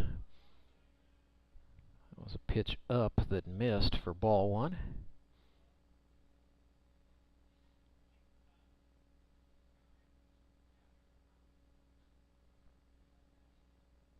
One, 2. Faulkner checked it. Loco's appeal. No, he did not, says the field umpire. Rene Jalbert is in the field for this one. Donald Price behind the plate. Again, our umpires, as always, from the Mid-America Umpires Union. 2-2 pitch. Bortz tried to catch the outer half and did not, so the count is full. Brock Faulkner facing the Locos righty John Bortz. Slider for a strike. Faulkner goes down looking.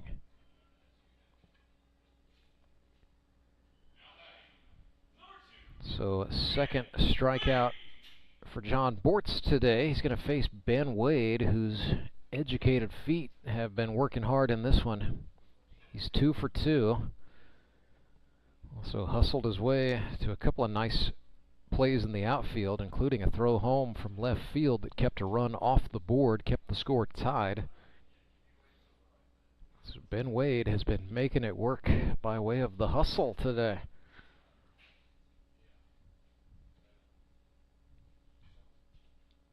First 2 hits were off of Ethan Stinger, however, so this is his first look at John Bortz.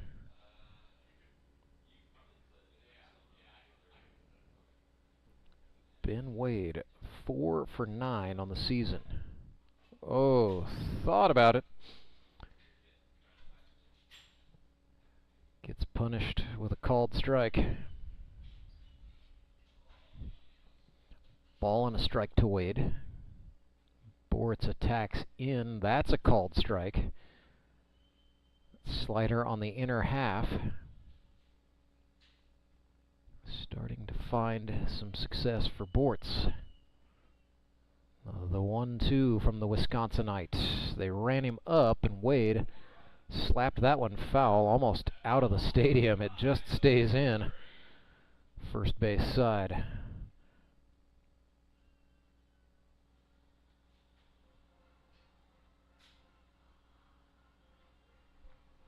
So we'll do the 1-2 again. John Bortz and Ben Wade in a battle.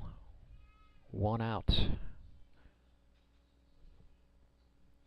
Tying run is on for the Suckers. That's Billy Ross. Ben Wade lifts another one, tailing foul off the clubhouse. Out past third base in right field, but well into foul territory.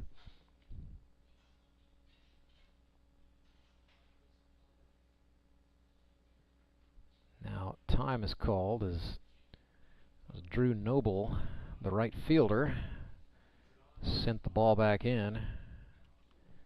Stayed on the playing surface.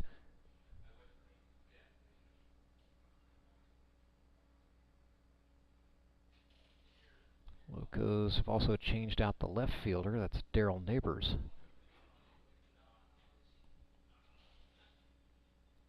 Off-speed pitch. Ben Wade again reaches out and pokes it foul. Lower concourse, first base side. So Ben Wade quickly emptying out the cup of quarters down in the Locos dugout with 50-cent foul balls. The 1-2 checked it. Yes, he did. Down on strikes goes Ben Wade as Bortz bent him around with the slider. Third strikeout of the game for John Bortz. That puts the second out on the board, and it brings up Wyatt Gold. So Wyatt has struck out and grounded out to the shortstop, or rather lined out to the shortstop.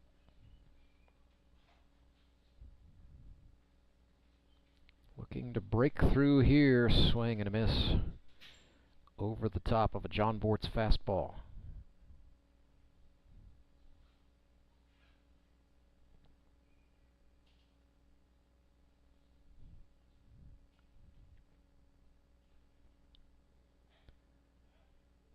That one exited the pitcher's hand at an odd angle. Cole Hazelhorst, the catcher, threw to first. He wanted that one.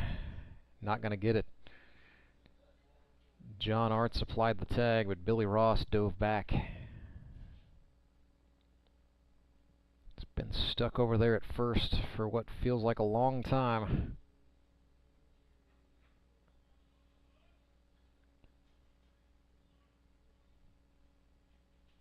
One and one to Wyatt Gold. Make it 1-2 with a called strike. 1-1 ball game. We are in the sixth, top of the sixth. Locos and Suckers in a nail biter. 1-2 pitch. Bortzy grip locks it. It's 2-2.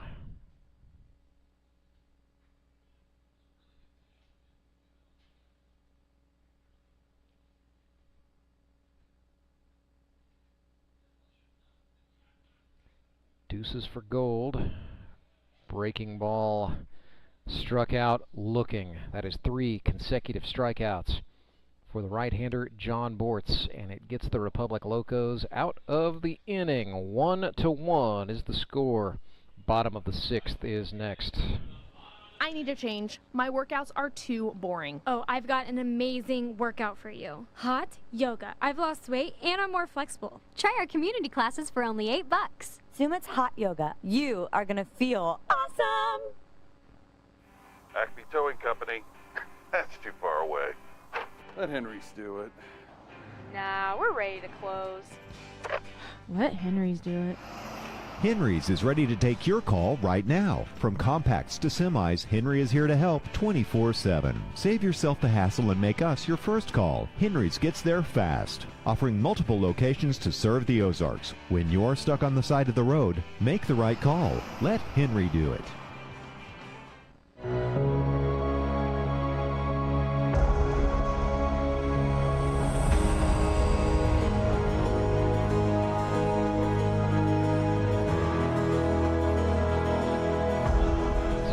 towing pitching change for the Nixa Suckers by virtue of the fact that Logan Wiley went the maximum allowed.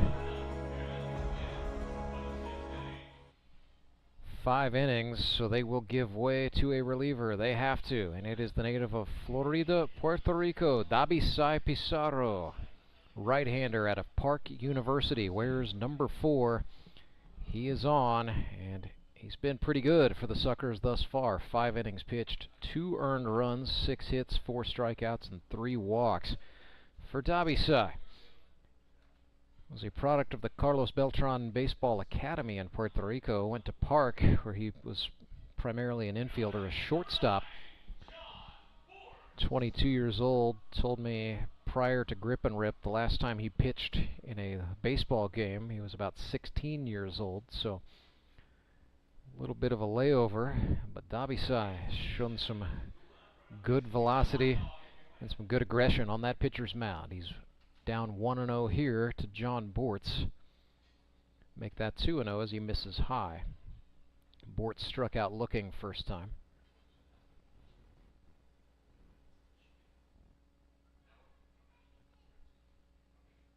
There's a strike thrown for Pizarro.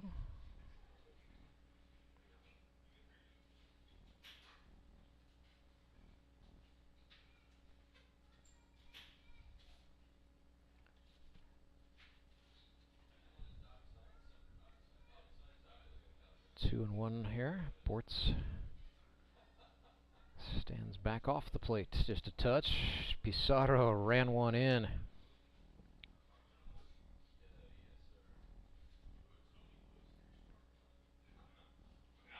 So John Bortz drew the walk. My mistake. That was a 3-1 pitch that ran up and in. So Bortz is on.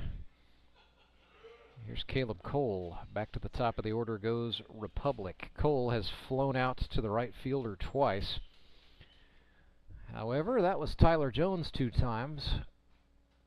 I believe they've now got Brock Faulkner out there in right.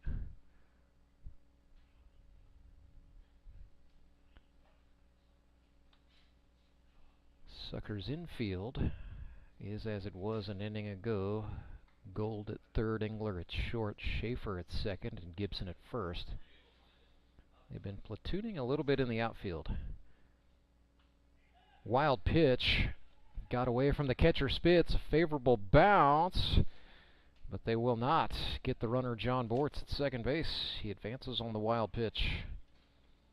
And into scoring position he goes for the Locos.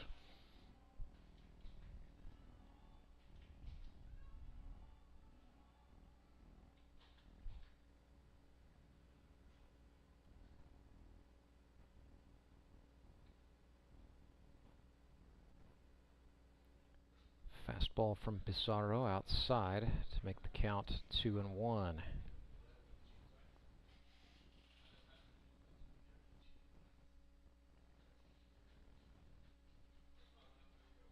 Pizarro takes a look back at the runner Bortz. Now comes home with the 2-1. That's high and tight to Caleb Cole. It's 3-1.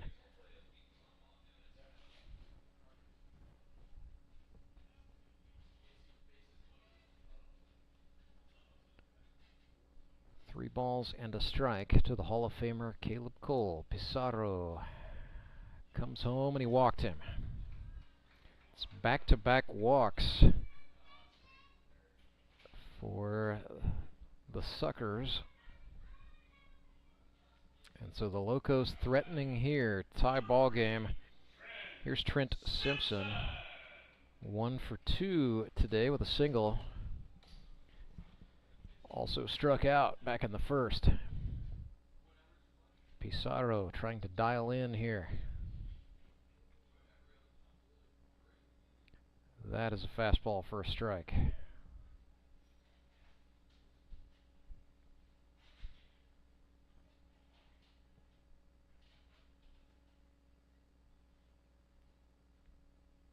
Nothing in one. Whew.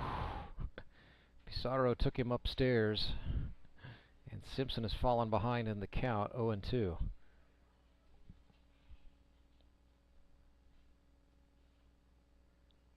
2 on, nobody out for Republic. Trying to take the lead here in the 6th. Simpson reaches out and pokes that one. It's foul.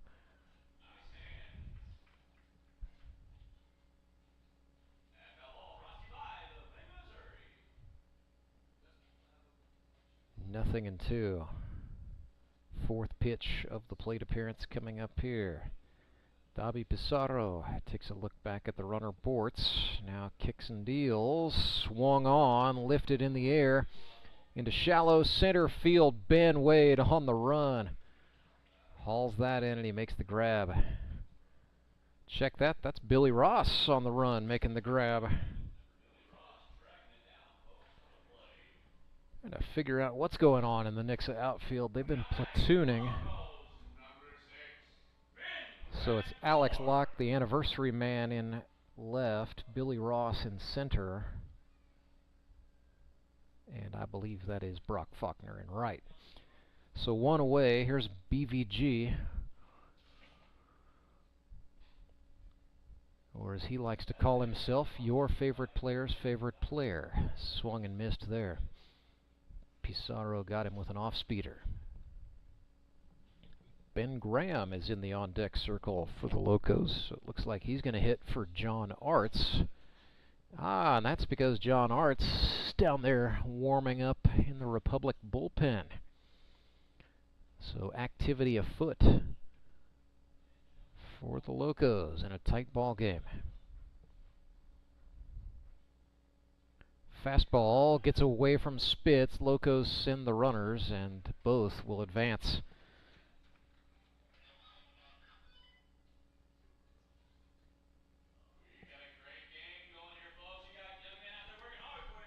So 1 away. Locos have 2 men in scoring position. Ben Van Gorp at the dish. 1 for 2 today with an infield single and a strikeout.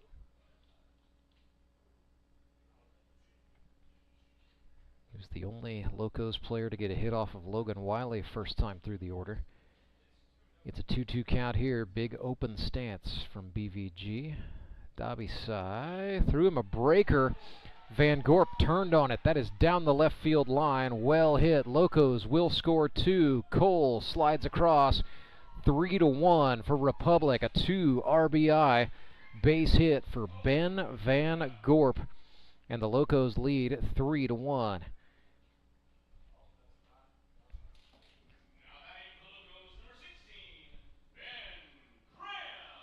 Pinch hitter Ben Graham. He initially warmed up to pitch, however, with John Arts up, I am led to believe perhaps the Locos are saving Graham back for what might be a save situation in the 8th or the 9th. Pizarro takes a look back at the runner Van Gorp, comes home, fastball, no.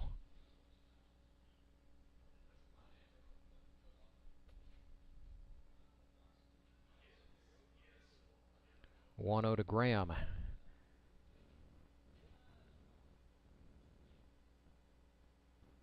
Ooh, thought about it and checked. He'll be glad he did. That was ball 2. So Ben Graham out of Fair Play, Missouri, went to Emporia State University. He is nothing for nothing with the bat in his hand, but has drawn a walk, so stellar on-base percentage for the former Washington Nationals farmhand. He's worked ahead 2-1 here.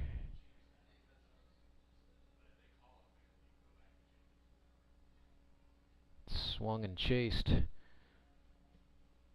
Counts even 2-2.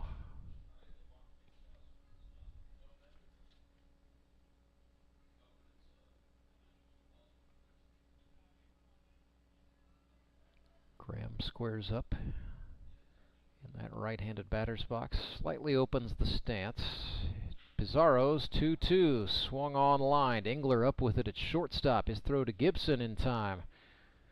And that is the second out. Graham took the baseball bat about 90% of the way. Finally got rid of it just before he stepped on the bag at first base after Gibson had already touched it.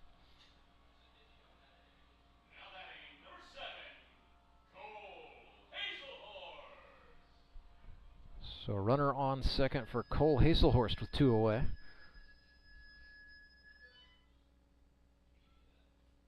Fastball swung on and missed.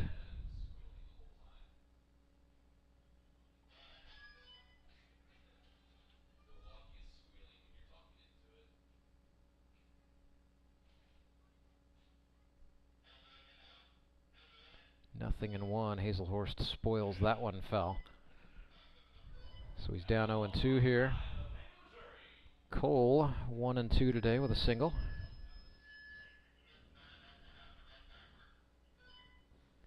He is 1 for 8 for the campaign. 0-2 swung on toward the gap in right center. Billy Ross will not get there in time. That's down for a base hit. Van Gorp scores. Hazelhorst woes up at second, and it is 4-1 for Republic. RBI double for Cole Hazelhorst. Great piece of hitting there for the Georgia native.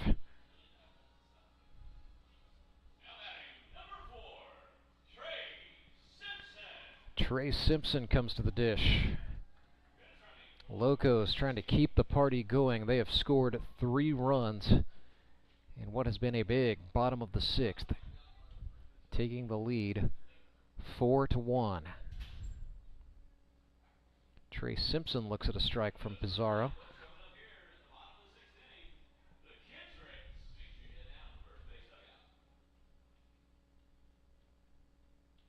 Breaking ball swung on, fouled back, so Pizarro ahead 0-2. Could punch his way out of an inning he would rather forget, I'm sure.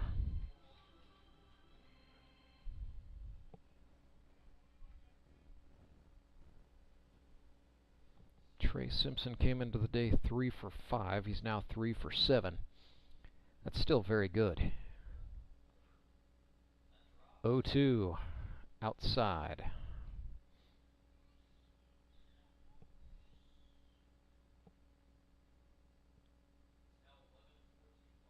Locos taking advantage of a couple of walks and a couple of well-timed hits from Ben Van Gorp and Cole Hazelhorst. Trey Simpson, the rookie, has worked back into a 2-2. Pizarro checks the runner. Now comes home. Simpson spoils a nice pitch foul. So we'll do the 2-2 again. 6th pitch of the sequence coming up here.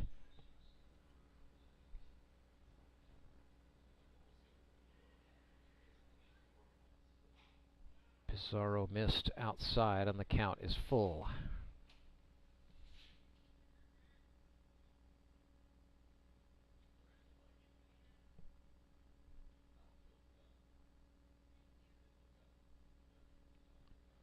Pizarro, payoff pitch, and he missed. That is a walk for Trey Simpson, on board for the 2nd time today.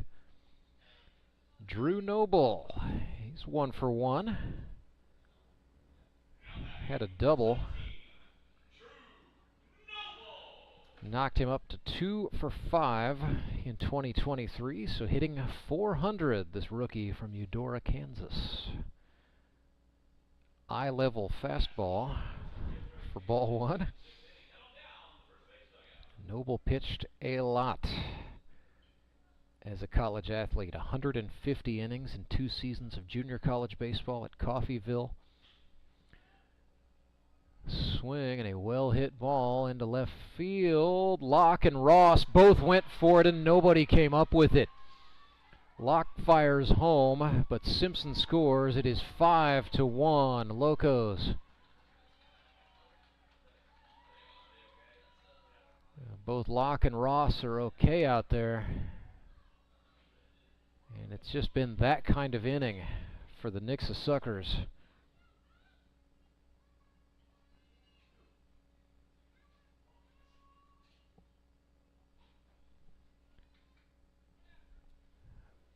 Batter here is Jacob Wright.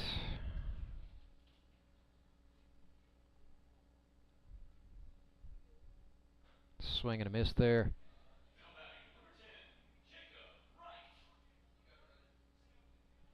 One and one to Wright. native of Reeds Spring, Missouri. Looked at a fastball for a strike.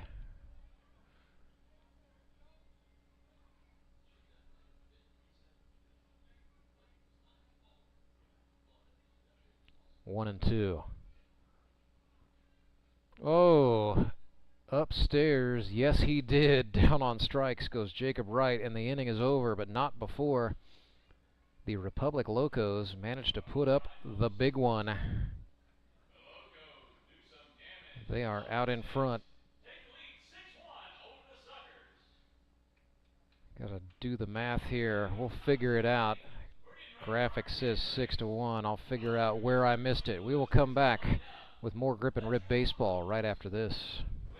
Redline Athletics is the Ozark's #1 youth sports performance training center. Redline uses the latest in technology, equipment, and techniques to help kids ages 8 to 18 prepare for competition in all sports, with our #1 goal to make them a better athlete first. Redline Athletics now offers team training. Bring your full squad in for workouts with our professional staff and boost their speed, strength, agility, and skills. Train like a pro at Redline Athletics, located in Southeast Springfield, just off James River Freeway in South Glenstone. Support local, give local. We hear it all the time, and when it comes to blood donation, there's an easy way to make sure your gift is being used in your community. Donors with Community Blood Center of the Ozarks provide every drop of blood, platelets, and convalescent plasma to patients in over 40 area hospitals. How do I know why that's important? Because my youngest daughter, Joselina, is alive today thanks to local blood donors. Find out how you can help at cbco.org. Local donors, local patients. That's the Community Blood Center of the Ozarks difference. Acme Towing Company. That's too far away. Let Henry's do it. Nah, we're ready to close. Let Henry's do it.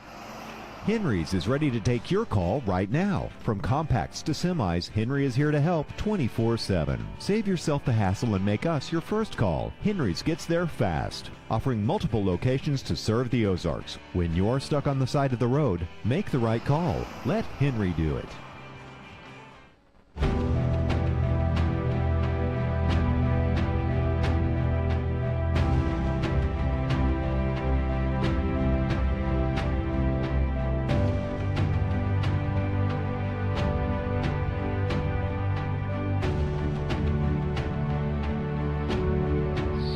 One is the score. Republic Locos up on the Nixa Suckers, scoring 5 in the 6th inning. Figured out where I missed that. There were 2 runners on for a scoring play in which I only accounted for 1. So all's well. The official scorer doing his job to set me straight over there on the opposite side of the press box. So yes, it is 6-1. Republic jumping up on the Suckers in what was a pitcher's duel between Logan Wiley and Ethan Stinger. It has now given way to the Locos attacking the Suckers' pen. John Bortz goes back to the hill for Republic. This will be his 3rd inning of work here in the stretch inning. Scheduled to face Adam Barton and Logan Wiley. Although we might start to see some pinch hitters. I do see Dobby Sai Pizarro. Yeah, that would make sense. He's batting in Wiley's spot. And this is Tommy Schaefer hitting in position of Adam Barton. So a straight up swap there. Schaefer came on to play second base.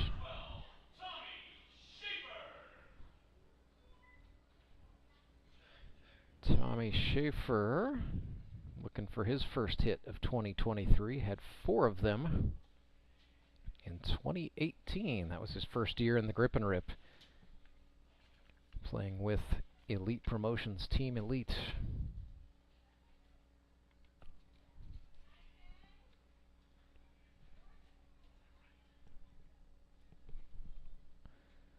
One and one here to Schaefer.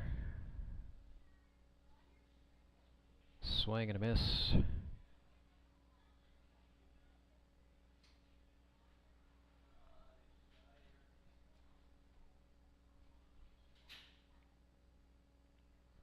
Ball and 2 strikes. Bortz attacked in. It's a dropped 3rd strike.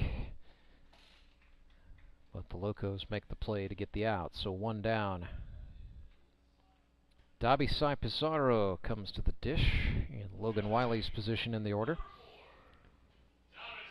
Dobby Cy Pizarro 1 for 6. He's batted in 2 runs, hit a triple. He's also been hit by a pitch, walked, struck out twice. The on-base percentage up at 400. Dobby Cy, a little bit of everything. Whew. High and tight for ball 1.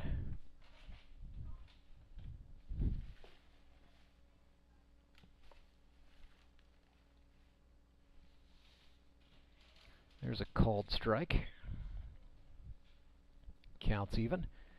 John Bortz and Dobby Cy Pizarro, their first look at each other.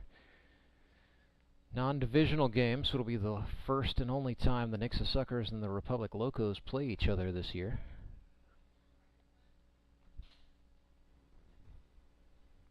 Suckers and Locos, of course, like everyone else in the GRBL, will have next Sunday off for the Labor Day holiday. Locos are back in action Sunday, September the 10th at high noon against the Ozark Mountain Ducks. Suckers, meanwhile, have the baseball night in the Ozarks game against the Springfield Metropolitans. Dobby Cy, ay bendito, sends one into right field, a base hit. And the native of Florida, Puerto Rico, continues to impress. Single out into right, and he's on for Hayden Gibson. El Chavo, El Chavo. Hayden Gibson stands in, left-handed batter's box against Bortz. Jam shot, swung on, fouled back. Coming up tonight at 6, or it's going to be after 6 at this point, the way we're going. But tonight on Baseball Night in the Ozarks, our nightcap, the Ozark Mountain Ducks and the Branson Showmen. Both clubs looking for a win. Showmen are 1-1. Mountain Ducks are 0-2. I can tell you the starting pitchers tonight. It'll be Tyler Abma for the Showmen, going against Seth Burns for the Mountain Ducks. So a little bit of shake-up for Austin Kendrick's Quack Pack. But at 0-2, they need to shake things up a bit. Hayden Gibson has fallen behind 1-2. Bortz sets and deals. Swing and a drive up the middle. That's a base hit for Gibson. Back-to-back hits for the Fish. So they've got a little bit of business going, but it's going to take more. Trailing by 5. In the 7th. Chris Mesa, the lead engineer for the Republic Locos, going out to have a chat with his mound man, and they are going to make a change, a Henry's Towing pitching change for the Locos. Ben Van Gorp, a right-hander, coming on in relief of John Bortz.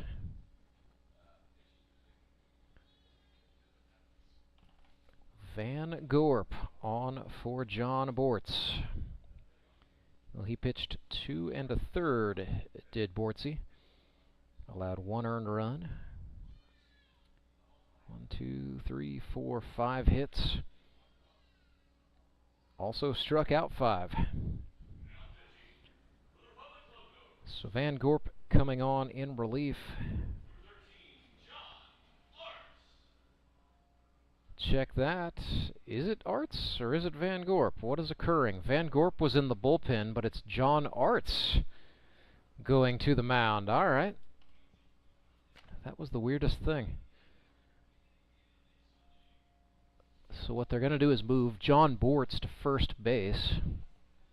Van Gorp goes to third. Locos mixing it up, so it's John Arts, the lefty, rather than the righty. I like this move here. John Arts had a 4.97 ERA a season ago with the Ozark Mountain Ducks. Really worked his way into a bigger role as a middle reliever in this league. Pitched 2 scoreless innings in his rookie year in 2021. Small sample size. with Ozark was really good for the first half of the season and then got roughed up a couple times. That blew the ERA up toward 5, but not quite. But when Arts is on, it's on. Out of Mineral Area College. Can top out around 82 miles per hour. Good high school pitcher as well, originally from Salem, Missouri. Really had a reputation for being able to come in situations like this one with runners on and get his team out of jams.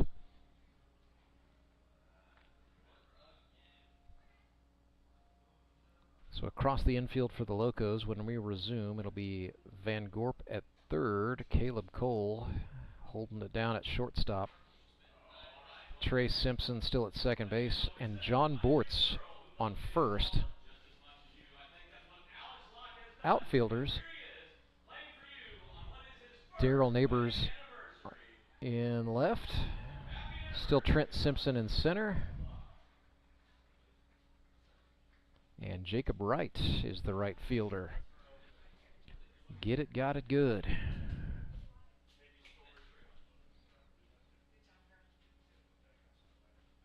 So John Arts has the ball, the lefty facing a pinch hitter here. This is Alex Locke on his first anniversary with his wife Gabby, hitting in the stead of Tyler Jones. Looked at ball 1.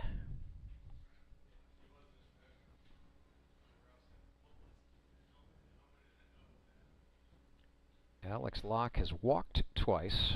On base percentage is .400, but he's 0 for 3. Has scored a run.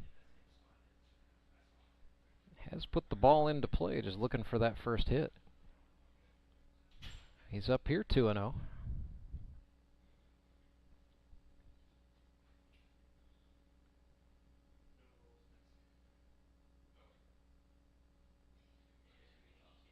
Arts looks back at the runner, Pizarro at second, now kicks and deals. Breaking ball, Steerike called.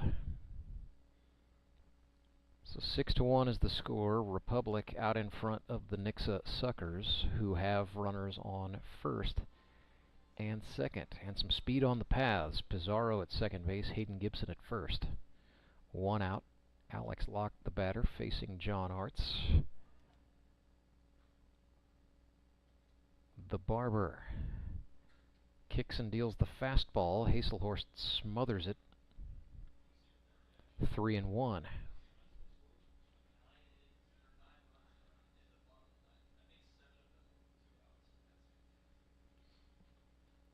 Three and 1 to Locke.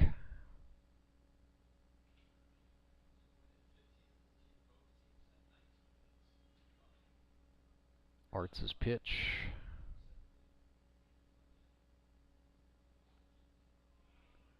Slider for a Steerike, and the count's full. Locke steps out, now steps back in. Sort of dangles the bat over the inside part of the zone. Here comes the 3-2. Breaking ball. Looking. Down goes Alex Locke. A big strikeout for John Arts. It doesn't get any easier for the Barber. Here's Josh Engler. 2 for 3 today.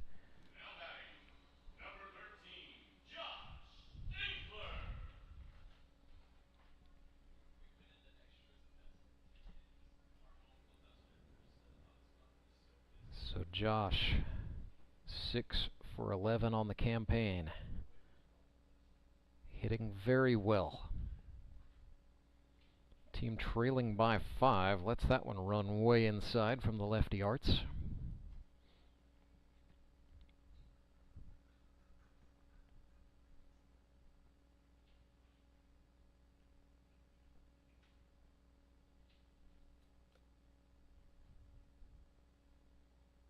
Fastball outside. 2-0. So he's missed in, he's missed out. Only thing left to do is send one over the middle here.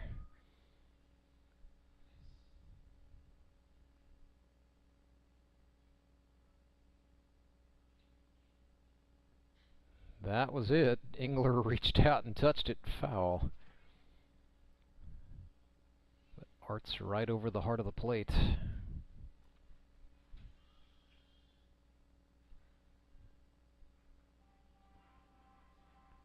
Conference between the Locos catcher and the mound man.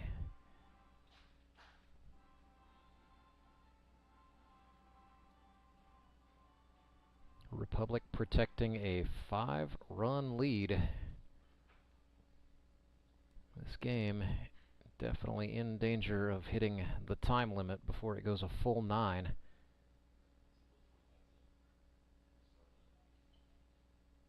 This game started at 3:10, so 5:45 will be the last time that another inning can start. It is 5:27 right now.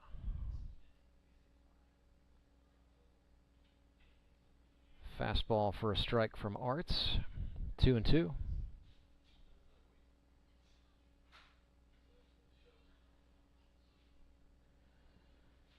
Deuce is wild here for Josh Engler digging in.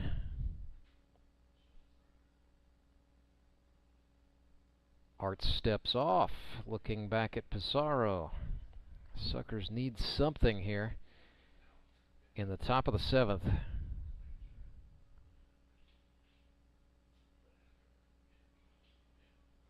Fastball swung on and chopped to the first baseman. Bortz with it, throw to Arts. Engler is safe.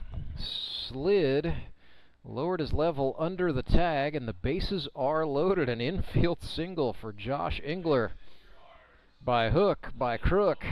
7 base hits for Josh Engler. That ties him with the Mavericks' Harrison Broadstreet for the league lead. But with more pressing matters, Courtney Spitz comes to bat for the Suckers. With the bases loaded, 2 outs, big time opportunity with the Fish trailing 6-1. Spitzy could chip away at the lead here.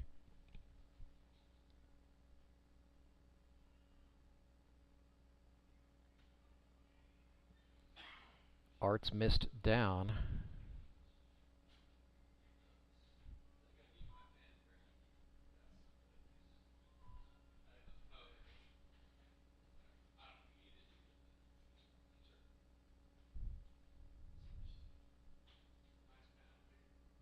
One-0 to Spitz. Thought about it, checked it. They will hold the runners. Hazelhurst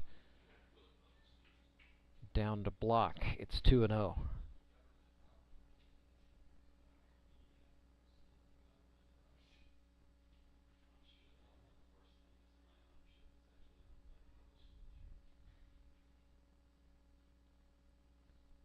With 2 outs and the bases juiced.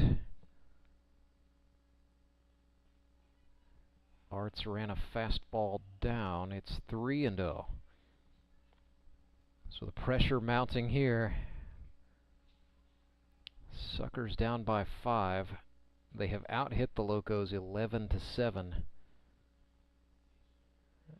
but have come away empty-handed more often than not. There's a strike thrown from John Arts. That brings the count up to 3-1.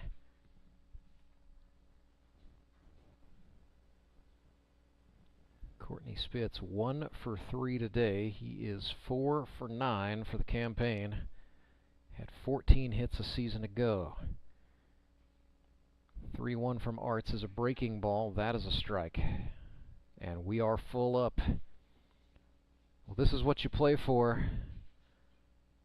Pressure situation. Full count. 2 outs. Bases loaded. John Arts facing the batter Courtney Spitz.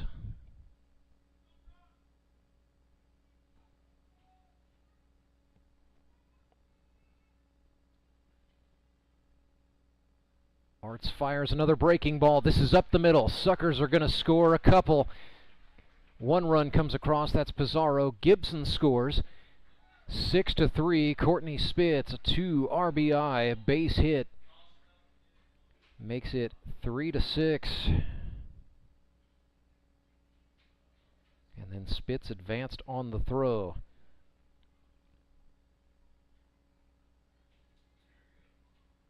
So that creates second and third for Billy Ross, who is 1 for 1 today. That is also going to chase the pitcher John Arts.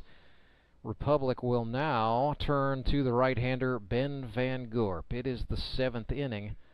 Not quite stretch time, but we'll take a quick break and come right back. Acme Towing Company. That's too far away. Let Henry's do it. Nah, we're ready to close. Let Henry's do it.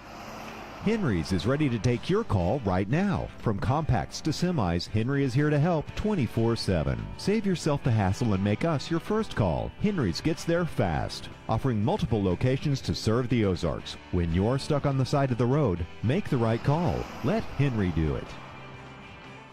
Do you ever wake up and feel like you're already out of energy? I haven't felt that way since I started doing yoga. You do yoga? Every morning. Best change I've ever made. Try our community classes for only $8. Sumit's hot yoga. You are gonna feel awesome!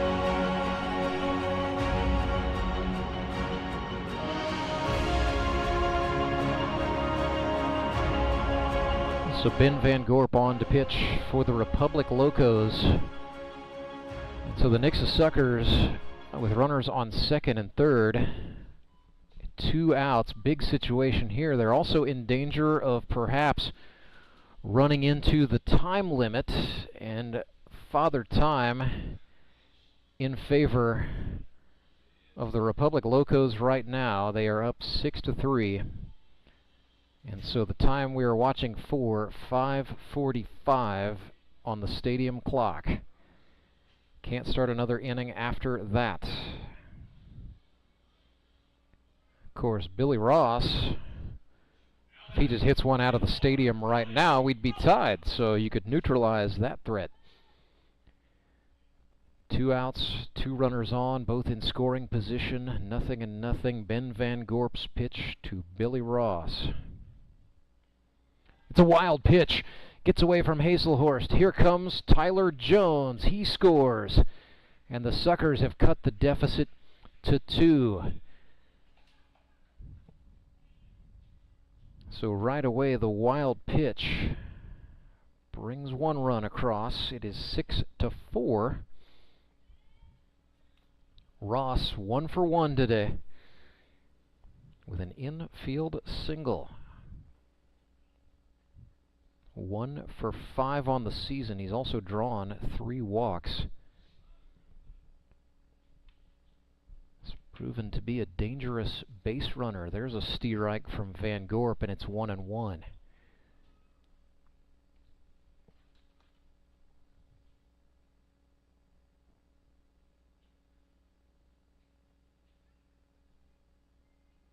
Next offering from Van Gorp swung on and missed.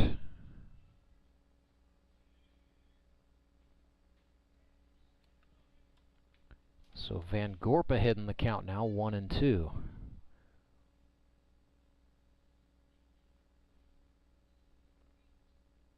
Van Gorp fakes a throw. That sends the runner Ryan Cram retreating back. Cram running for the catcher Courtney Spitz. That was inside. Good take from Ross. 2-2. Again, Ross represents a game-tying run.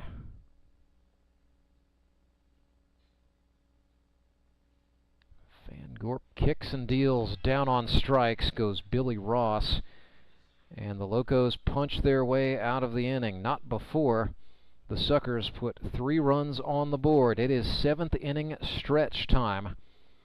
And as always, the 7th inning stretch in the Grip and Rip Baseball League, brought to you by Sumit's Hot Yoga. You are going to feel awesome. I need to change. My workouts are too boring. Oh, I've got an amazing workout for you. Hot yoga. I've lost weight and I'm more flexible. Try our community classes for only $8. Sumit's Hot Yoga. You are going to feel awesome. Acme Towing Company. That's too far away. Let Henry's do it. Nah, we're ready to close. Let Henry's do it. Henry's is ready to take your call right now. From compacts to semis, Henry is here to help 24/7. Save yourself the hassle and make us your first call. Henry's gets there fast, offering multiple locations to serve the Ozarks. When you're stuck on the side of the road, make the right call. Let Henry do it.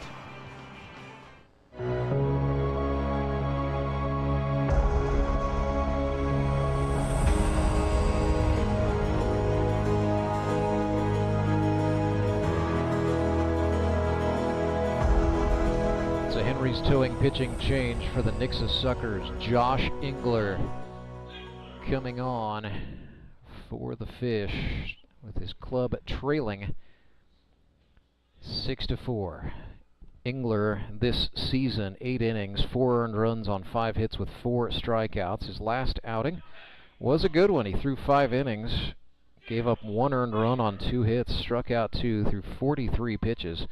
31 of those were strikes. Facing Darrell Neighbors here for Republic, hitting in the stead of Chandler Maples. Looked at a steerike there from Engler, the native of Mount Vernon, Missouri. Had a 2.12 ERA across 34 innings for the Suckers. A season ago, this is swung on, lifted in the air, center field. Back goes Ross, who makes the catch for the out. It's going to bring up John Bortz for the Locos. Into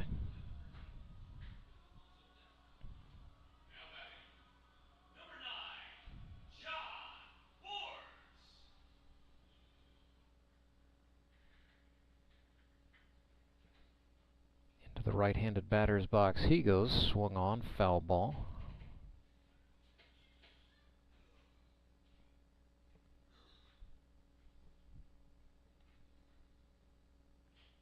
Swinging a chopper back to the pitcher's mound. Engler with it, makes the underhand throw to Gibson in time.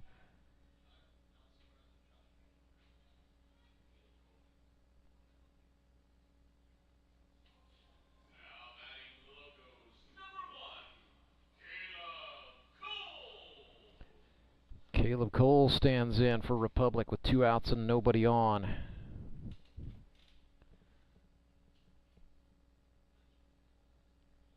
So Cole today 0 for 2 with a walk and a couple of flyouts to right. Ahead 1-0 here.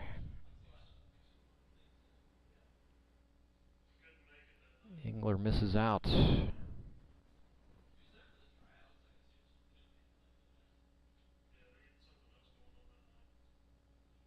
2-0 slider swung on. That is Caleb Cole's first base hit of 2023 over the second baseman's head. Sliding in head first at second base. And yes, more train horns for the Locos. Caleb Cole got a big base hit there. That 2-out double puts him on and in scoring position for Trent Simpson.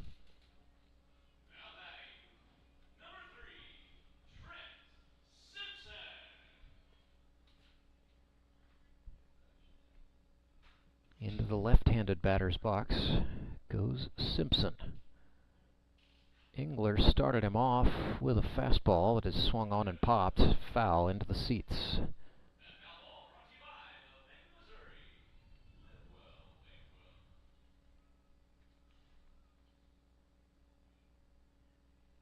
Nothing in 1 for the 2022 Rookie of the Year. Facing Josh Engler, a man who's won both the MVP award and the Pitcher of the Year award. In a pretty storied career already here in the GRBL.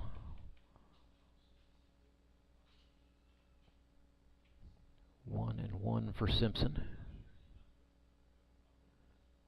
Slider misses down.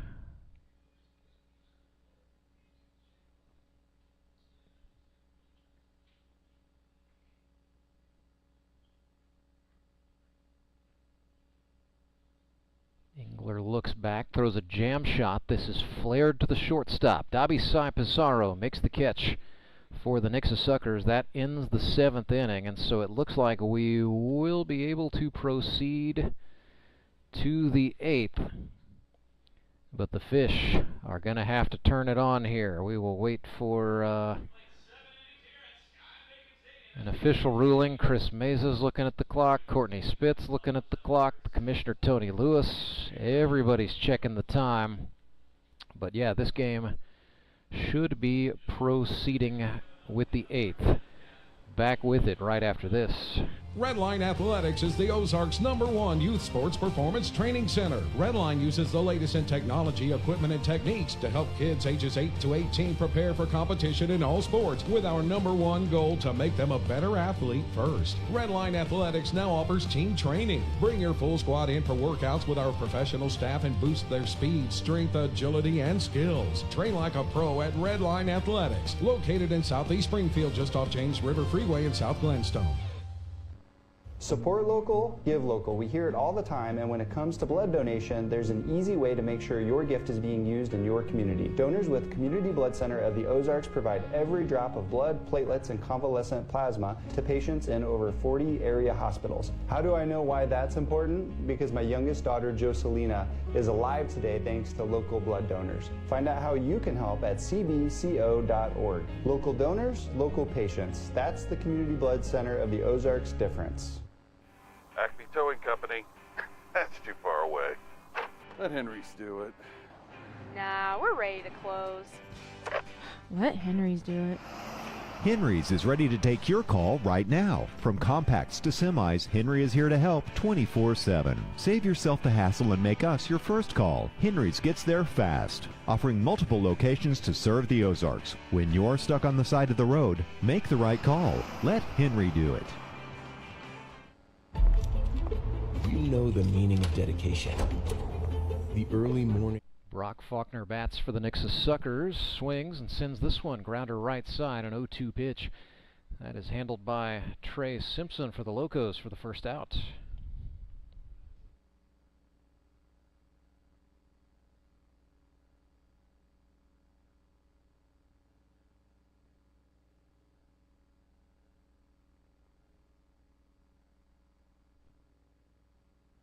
Ben Wade up, he is 2 for 3 today. Couple of singles. But the Fish starting to run out of opportunities. One out on the board here in the 8th, and what will be an 8th and final inning. So this is it. Ben Wade ahead 1-0. This is lifted. His 3rd base hit of the day. Could be extras. Wade turning at first. Locos back at the wall. Wade gunning for 3rd. Yes, sir. A stand-up triple for the Kansas City Kid. Ben Wade having a monstrous day. And that will bring a potential game-tying run to the plate. For the Suckers, it will be Wyatt Gold. Hitless on the day, but blessed with a golden opportunity here. Van Gorp's pitch, fastball, inside. BVG trying to bow his neck and close out a win for Republic. Swing and a miss there for Gold. 1-1. Couple of Christian County natives going at it here. Van Gorp from Nixa, Gold from Billings. 1-1 pitch, swung on. This is in the air, straight back. Second baseman Trey Simpson is there. He makes the catch. So that is the second out. And the last hope for the Nixa Suckers, number 12, Tommy Schaefer. Tommy 0 for 1 today with a strikeout. 6-4 ball game. Runner at 3rd is Wade for the Suckers. Tommy Tommy Schaefer, the engineering GIS technician. Looked at a steer right there. Van Gorp attacking in against Schaefer. Ooh, that was way in. Schaefer took a defensive cut, fouled off the ball, and then, acting like his left hand.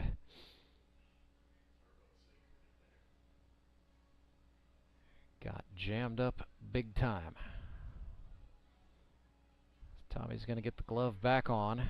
Van Gorp is going to have to stop and think about what he's going to throw. They've gone inside, so they may try to get Schaefer to chase out to get the last strike.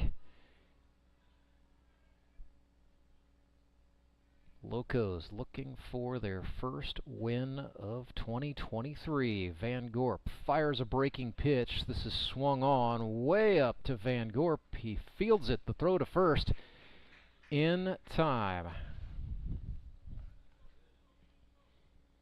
So that is the third out.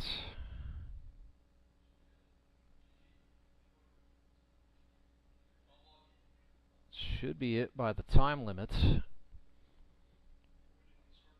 Now the commissioner is on the field.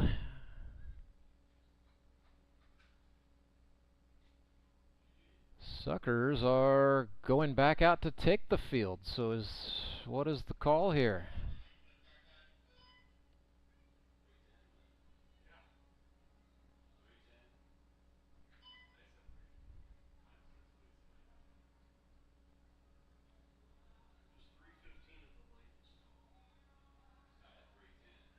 I'm gonna just wait and see what's going on. Josh Engler going out to warm up. So now we've got a dispute over when the first pitch of the game occurred. Suckers definitely want to continue to play.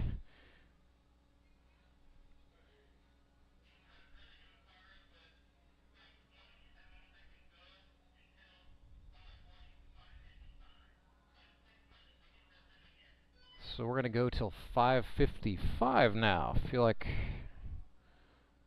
well, that's big if you're a Suckers fan. It means your team still has a fighting chance, but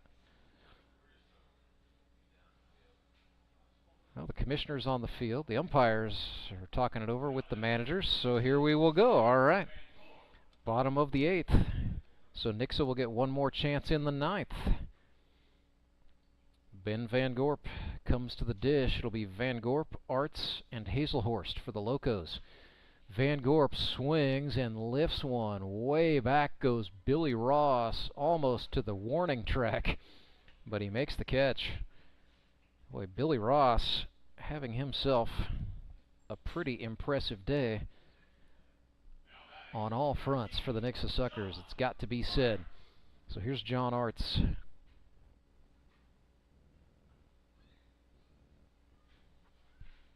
He swung and missed.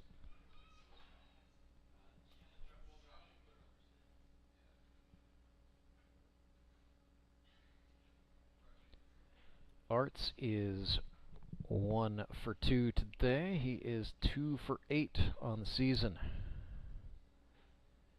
Josh Engler working even quicker than usual,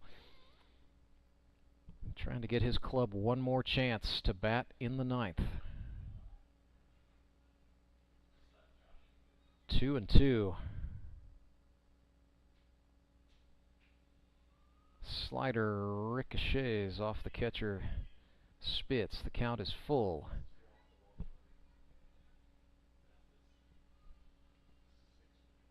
Arts back in.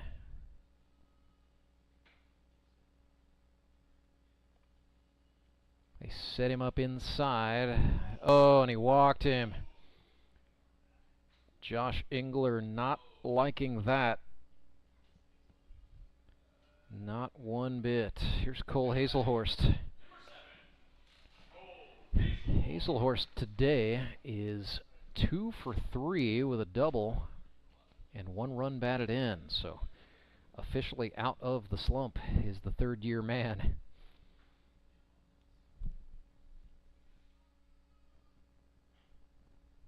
Looked at a Steerike there, and it's 1-1.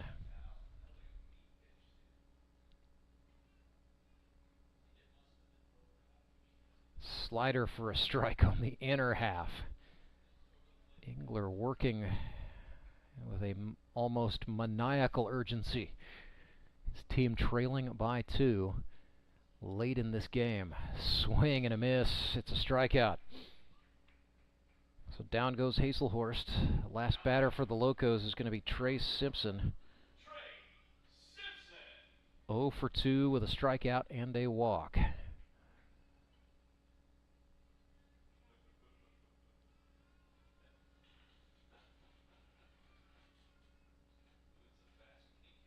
Engler up on the rubber, practically pleading with Simpson to get into the batter's box. Starts him off with a slider high. 1-0. Now time is called. He didn't want none. Get in there, kid. Engler sends the 1-0.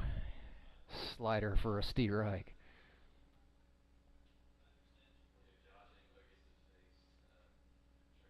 The 1-1 swung on, fouled off. Whew. A laser onto the upper concourse, first base side. Ball and 2 strikes.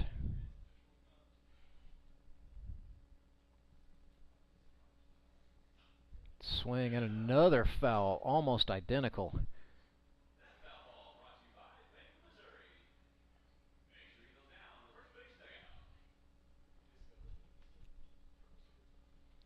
Simpson back in for another 1-2. This is swung on and lifted into center field. Base hit. Arts will stop at third, throw to second. No, not in time. It's a double for Trace Simpson. And a good piece of hitting, it has to be said.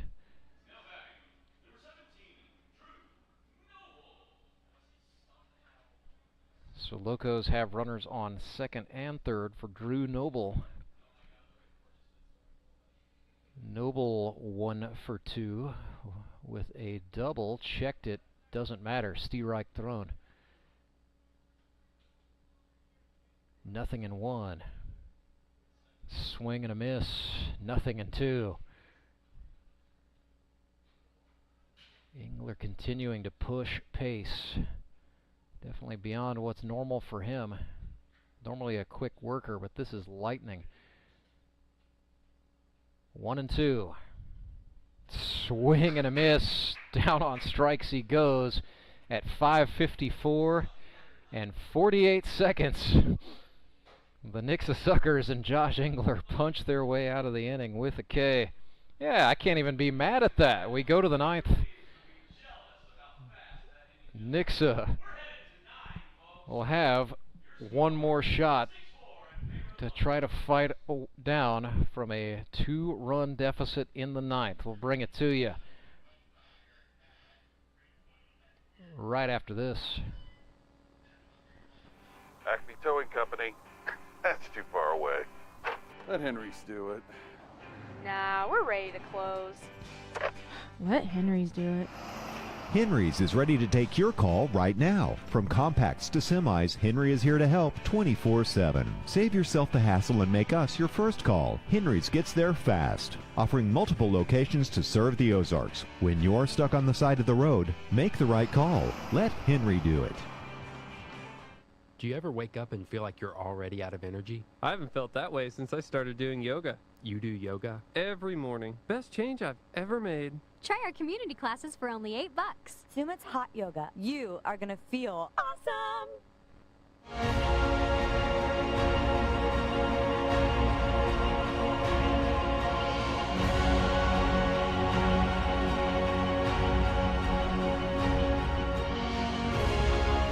Davi Sai Pizarro bats for the Nixa Suckers in the top of the 9th, and now the Fish are officially down to their last 3 outs. 6-4 is the score. Locos hold the advantage. Ben Van Gorp on the hill.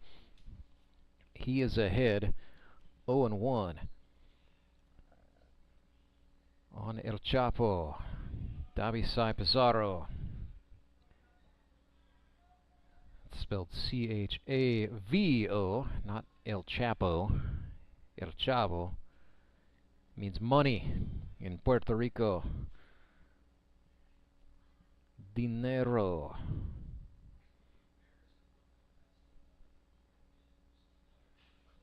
Pizarro puts this one in the air right field. Adjusting and making the catch is Jacob Wright. And the Locos are now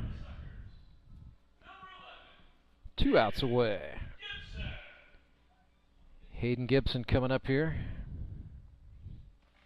1 for 3 with a single. He also got hit by a pitch, so maintaining a nice and healthy on-base percentage today is Gibson. Swings and chops this one right side. Gonna have to hurry. Look at that, a power flip from Trey Simpson to John Arts for the 2nd out. The Locos 1 out away. Alex Locke is going to get the AB on his anniversary out of Maryville University. Played college golf. Whew. Van Gorp ran him in for strike 1.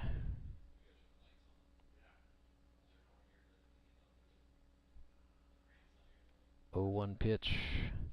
Breaking ball. That's a called strike. 0-2. Van Gorp looking to finish here in the 9th. Locos winless on the campaign. Ball high.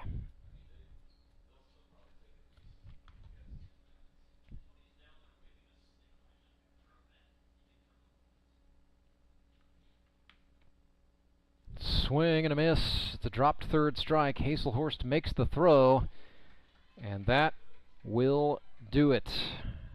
The Republic Locos hang on. It got interesting, but they prevail 6-4. Your final score here. Let's take a look. Elite Promotions, Elite Performer of the Game status. Gonna have to go with the catcher, Cole Hazelhorst. 2 for 4. A single, a double, and a run batted in. Also had to backstop a couple of pitchers who had pretty nice days today. Ethan Stinger and Ben Van Gorp among them as BVG hangs on for the save. So Cole Hazelhorst, your Elite Promotions, Elite Performer of the Game for the Republic Locos. We will talk it over quickly with a couple of Republic players on the other side of this little interlude. Back in a moment.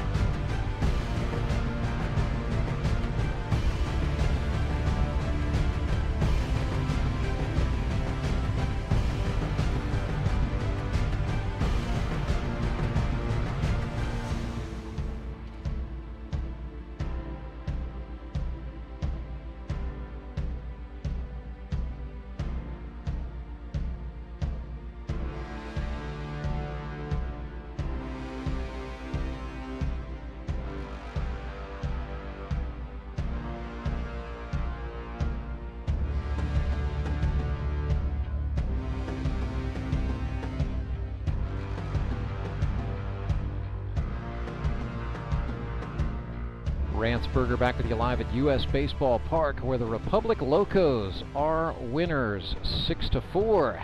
They defeat the Nixa Suckers in non-divisional action today to improve to 1-2. Like to welcome in Locos manager Chris Meza and starting pitcher Ethan Stinger. And guys, first of all, let's start with that. How good does it feel to get into the win column? I think it feels great. Honestly, it's one of those things that we've had the first week. Obviously, it was tough. We lost there late. Second week, it was just hot, and I think everybody was feeling it. Was who was feeling less crappy last week, and that's kind of how it rolled out. I had a lot of guys that just weren't feeling good and just kind of hurting. But I think this week, weather worked out better. Ethan came out and threw a great game for us. First time we'd have asked him to go more than 2 innings, and he did what he did. What he had to do. Let's talk about that, Ethan. I mean, first of all, like what I know from following your Instagram account is that you love hunting and fishing, but it tells me very little about your baseball. So, what did that mean to you to get the ball and get the start today? Yeah, so it's been a long time coming. I haven't made a start in 11 years since my senior year of college, and have played no organized baseball at all in between. Have hardly picked up a glove. So it took the first couple weeks to kind of get back into it, find some mechanics and things like that. And then today, it was fun getting to start again. Kind of brought back some old memories, and it's fun to get out here with a new group of guys and just play the game again. Heard a rumor about you training by throwing pitches into a hay bale. How true is that? That is true. So I live in a small town, and you live in Lamar? I live in Lamar, and I have been very fortunate to have some people that I can play catch with, and even some guys that have caught some bullpens for me, so I really appreciate that. But on days that I haven't had anyone, I've got a hay bale that I go out and try to loosen up my arm and throw to, and just get a bucket of balls and just loosen up my arm that way. So you end up with 5 strikeouts today. It was bend but don't break. I mean, 4 scoreless innings. That's got to feel good for you and the hay bale and everybody back at home. It does, yeah. Definitely scattered some hits today. It wasn't perfect. I told Chris earlier, I guess I'm scared of a 1-2-3 inning, but got a little bit better today, I thought, so hopefully we just continue that the rest of the year. So Chris, I know for you it had to have been a little bit jittery as you and your counterpart Courtney Spitz aware that the time limit was maybe or maybe not playing a factor, but what does it say for your guys to hold on in a tricky situation and get the dub? I mean, honestly, it's one of those things that this team we're all gritty guys. Like, we like having fun, and losing's not fun. So I think that we kind of had that amp level was up a little bit. We had the lead even when we gave it up a little bit there in the 7th. I don't think it really phased us too much. The dugout was still pretty calm. On the field was pretty calm, and I think just the idea and process of us going out there and being able to compete for 9 innings compared to not competing for 9 innings is what really drives us. And like I said, first week was a little bit of a hiccup. I think we didn't do some things that we needed to do in the 9th, and this time around we did. And I don't think the time really for us mattered. I felt like we were going to win the game. Our team felt like we were going to win the game. So whether we played the 8th or the 9th, I don't think we cared. We were still thinking that we're going to win the game. Good enough. Well, Chris, you're sitting next to a rookie right-hander who had himself a day. But let's talk about the overall roster construction of this Locos club really quick. I noticed you went after pitching a lot. You got Ethan Stinger, you've got John Bortz, you grabbed BVG, you've also got Ben Graham. We saw John Arts today. So, I mean, was options? Is that just the name of the game for you? Yeah, the name of the game is options. Like, the first couple of weeks I went there and had conversations with Ethan, and this week I was like, I'm start Ethan this week and give him that little feel. Because when I asked him a couple weeks ago, I wasn't sure if he had started or if he was a relief pitcher in college. So I had to go and make sure that he had started games before I actually threw him out there to start games. And he's like, yeah, I used to start. I was like, all right, here we go. Yeah, let me tell you, you got to go into some interesting parts of the internet, but I could have helped you out there, man. You got my number. So next week, guys, you get the Labor Day weekend off. You come back on September 10th, and it'll be Locos and Ozark Mountain Ducks, another non-divisional tilt, but you guys have the high noon game, and for you, Chris, another duel with your best friend, Austin Kendrick. Yes, yeah, I'm hoping that I'm trying to figure out what our overall record against each other is, so I'm hoping to just go one up on, even though I love him to death, but I still want to go one up on him. I need to get even. Got to get back to 500 in 2 weeks. And Ethan, what is that like for you, just coming in as a newcomer? You kind of jump in midstream with some of these rivalries and these these little adversarial relationships like Chris is talking about. Yeah, there's a lot more backstory to this league than I ever would have guessed. I mean, whether it's players that have played together in the past, that maybe went to high school or college together, it's just there's a ton of great relationships between guys, coaches, and everything. So I'm trying to get in and obviously get to know the guys on my team and say, if I've got a future in this league, hopefully get to mix around and play with some different guys. And like I said, it's just a blast getting out here and playing again, getting to know them all. Well, your performance thus far has definitely widened the Missouri Southern State University pipeline that we've been trying to open up. So congratulations for representing for the guys from the West. Thank you. Ethan Stinger and Chris Meza, the Republic Locos, 6-4 winners today. They are in the win column as they defeat the Nixa Suckers. We're going to shut down this stream, and we will come back. We'll start a new one right here on our YouTube channel as we get ready to bring you the Ozark Mountain Ducks and the Branson Showmen. That's next. Our executive producer is Tony Lewis. Today's game has been directed by Derek Sako. My name is Rance Berger, wishing you a good night from Ozark, Missouri.